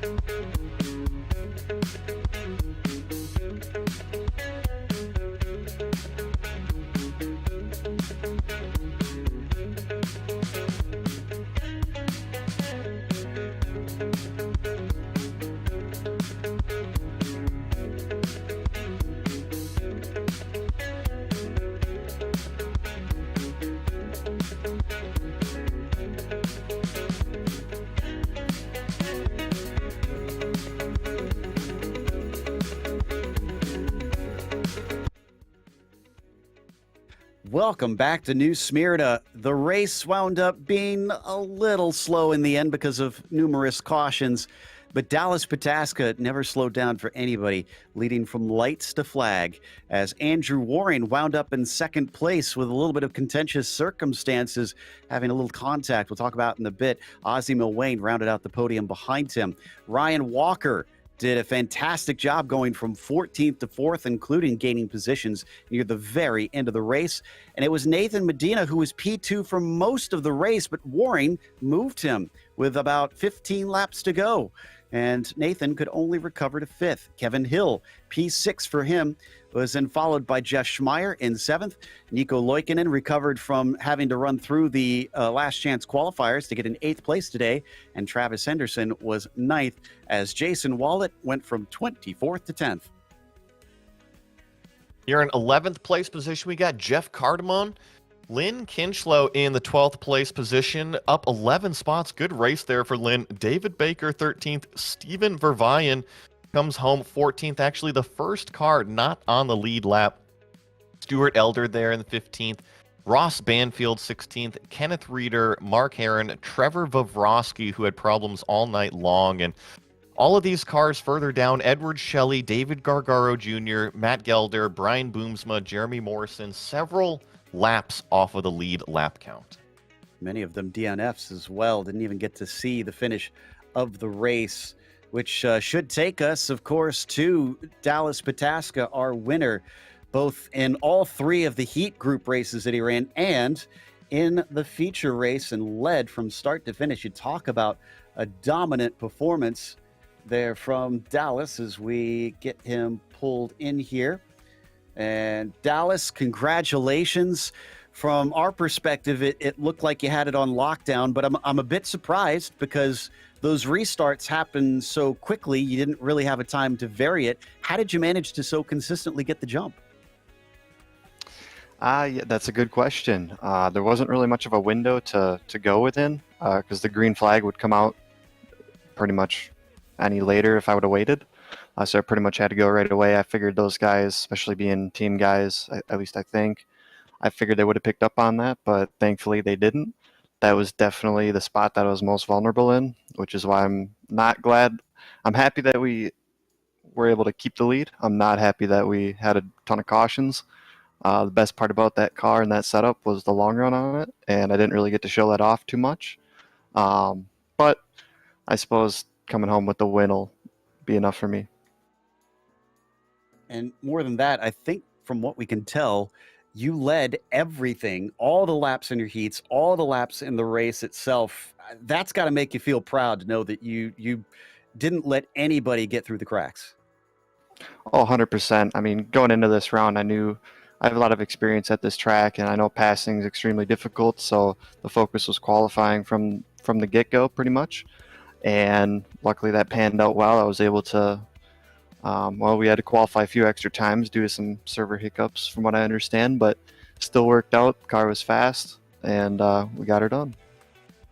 Well, you're clearly good at short track racing. What about short track racing that turns left and right? We got Knock Hill up next in the TCR cars. Are you going to be able to do just as well? Probably not. I mean, I'm going to go into it with an open mind, but this is definitely going to be my least favorite round on the schedule. TCRs and me just don't really agree, but like I said, I'm going to go into it with an open mind and see if I can't figure something out for that. Well, congratulations, Dallas. That'll help your points lead, and we look forward to seeing you over in Scotland. Thanks, guys. That was Dallas Pataska, your winner here in the World Series of Asphalt. But up next, I believe Joey has caught up with Andrew Warren, who finished second. Well, Andrew, first of all, congratulations on the second place. And I got to ask you about the contact between you and Nathan there, battling it out for that position number 2. How did you view it from your eyes? Oh, yeah, I mean, of course, it's not ideal that I hit one of my own drivers, but to be fair to Nate, I felt like at that point, we're getting to the end of the race, and we were doing a pretty good job of, maintaining, some good, clean racing the whole race. But at the end there, I saw Dallas was getting away, and I felt like I had a lot more, maybe tire wear. It was working a lot better for me. So, you have to be close with these cars because everybody's so tight. And then unfortunately with the steel bumpers and the steel front bumpers, if you just give a person, a little ding, it just sends them around like that. So I feel bad for Nate. Glad he was able to get back up at P5, but I'm sure there's no hard feelings on the team. We're all racing hard, and I just felt like I had a shot at the win, and I went for it. Well, and talk to us about that speed that you had, because you felt that you had a shot at the win, but it seemed like throughout all of these restarts, you couldn't ever quite get that track position that you needed to get up front. What were you lacking on those restarts? I think it's just a trait of not driving these cars a lot. This is only my second time driving these cars in 2 years, I think, and I don't know. It's something really hard about getting these restarts. It doesn't seem to matter if you time it, with Dallas, because I was behind him the majority of the event, but it just didn't seem to matter what I did. I'd always have Dallas pull away. Nathan was just a little bit too far gone, and then I'd have Ozzy harassing me for a lap, and it just did it again and again and again. And I guess the only way around it would be to predict, and then I risk slamming into him and giving us both a 4x when the cap is 21. So just the way it is tonight, I think, on that. Well, and Andrew, this is a fantastic points day for you, coming home in the second place position. And I know Joe mentioned the next race is TCRs at Knock Hill. About as different as it gets from tonight. How do you feel going into next month's race? Yeah, I'm more excited about the next 4 months of majors than the last 6 months, because the end of last year had a lot of ovals, and then the beginning of this year is a little front oval loaded. So I'm looking forward to getting on TCRs at Knock Hill. I love that track, and I love the front wheel drive cars. So it's going to be a good event, and we're going to work hard as a team to make sure we have a good setup, and everybody's at the front, because we scored a lot of team points as well today, which is great. One last thing, Andrew, anybody that you want to say hi to or give a shout out to? Well, it is my mother in the chat, is always in the Bahamas, so hello to them and my parents. And then just overall, Nate and David put a lot of work into this setup and getting it to where it was, so hats off to them. And just the whole team, we've been practicing a lot and working well as a team, and it's just good to see 2, 3, 4, 6, and 7th were evolved cars, and possibly another one if it didn't have some bad luck. So we'll keep pushing, and thanks to you guys in the majors for doing everything. Well, that was Andrew Warren coming home second place, and of course, hi to mom and dad watching. That is always a great shout out. It is, but up next we have a special treat. We have Ozzy talking to Ozzy. Yes, we do. And with me I have Ozzy Milwain. And for you, Ozzy, it was really kind of a good day, I guess, all things considered. You won your heat group 4. You won that one despite having a little bit of an unlucky first race. And in here you ended up finishing in third place after starting 4th. So all in all, kind of a good day. Kind of a good day for the championship as well. Gonna be able to score quite a few points, move yourself closer to that lead. How was it? Yeah, it was a great race. I tried to keep it clean out there. The whole goal was to qualify up front, as you could see with all the cautions and stuff like that. I was fortunate enough to stay out of those. But yeah, great race. Unfortunate for Andrew and Nate there getting together. But that got me into 3rd anyway, and I was hoping for a top 2. But racing with teammates a little bit different. You try and race each other a little bit cleaner. You don't want any turmoil within the team. But yeah, great race. Looking forward to the next round. Absolutely. Absolutely. That's your 14th top 5 in career. Are you going to look to make it 15 as we return next time in Scotland? Knockhill and TCR, that's quite different. Yeah, you know what? I'm really looking forward to that race. I ran a full TCR season in PRL, and I love those cars and I love that track, so hopefully we can bring a good package to that race. Absolutely. So how was it out there today? In general, like generally speaking, have you done short track racing, or is it a completely new experience to you? Is it something that you normally do or not? Not really. Whenever majors goes to short track, that's pretty much when I race, but I like it. I think it's one of my stronger points. Yeah, you know, we had a really good set out there. I got to thank the team for that. They grinded that out. I think they gave us a really competitive set. But yeah, to answer your question, I love short track racing. Yeah, it looked like you certainly do. It's tight pack. It's a little bit risky, but is it fun? Is it ever fun? Thank you, Ozzy. And if there's anyone you would like to send a shout out to, then please do so. Yeah, just our friends and family watching the broadcast, Tracy and my dad, Nick, and then the whole team. Just thanks a lot for putting that great setup together, and you guys in the broadcast booth, and Mike from Majors for organizing all this. I know it's a lot of organizing and coordination with all the heats and stuff.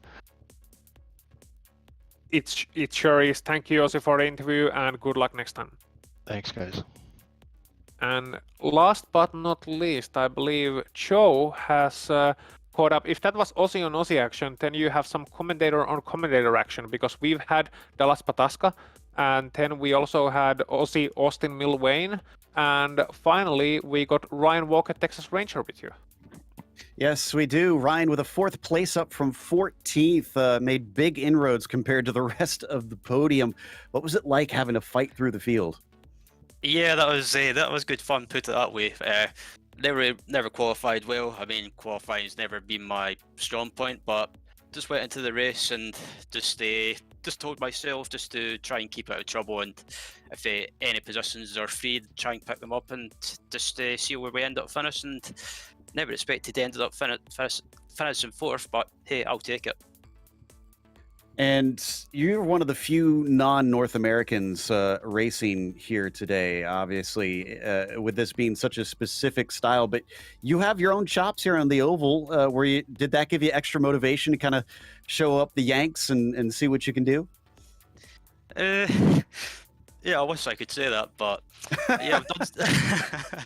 I mean, when you've got people like my teammate Dallas, who's pretty much an alien on the ovals or anything in general, it's hard to beat them.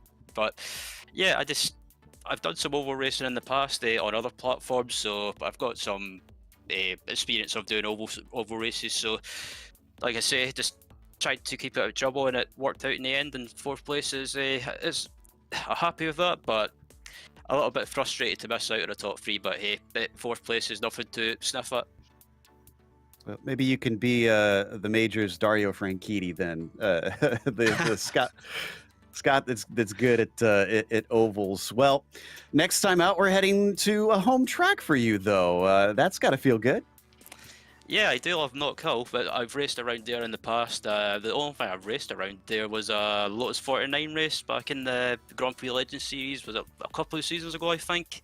And yeah, that was good fun. But the TCR cars, I do love racing them, and yeah, I think they suit my driving style. So hopefully we can get a good result at the next round at Knockhill.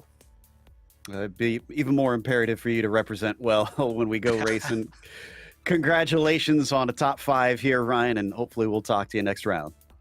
Thanks, Joe. And I just wanted to give a shout out to Dallas Pataska, who took the win today. That was a fantastic drive by him. That was Ryan Walker, who finished P4, which is going to wrap us up. Before we head out, another quick mention of the charity that Majors is helping raise money for in this race, and that is Sarge's Place.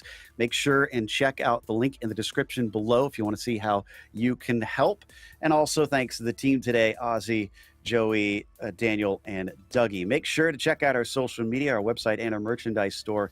But don't forget to subscribe to our YouTube channel so you don't miss a moment here on GSRC. As we mentioned, we'll be at Knock Hill. That'll be Sunday, April 16th. That one will be at noon Eastern.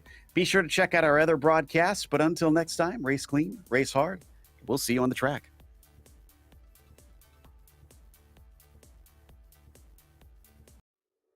Hey, you know that guy who just before the green flag keys up his mic and asks, "Anybody got a setup?"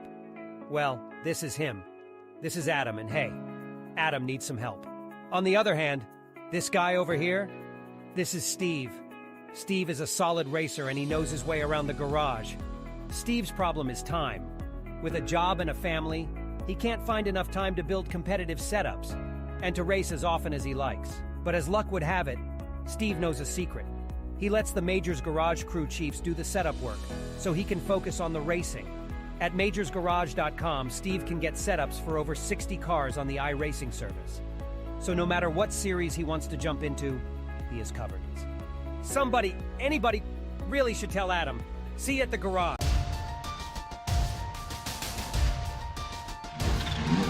Yeah.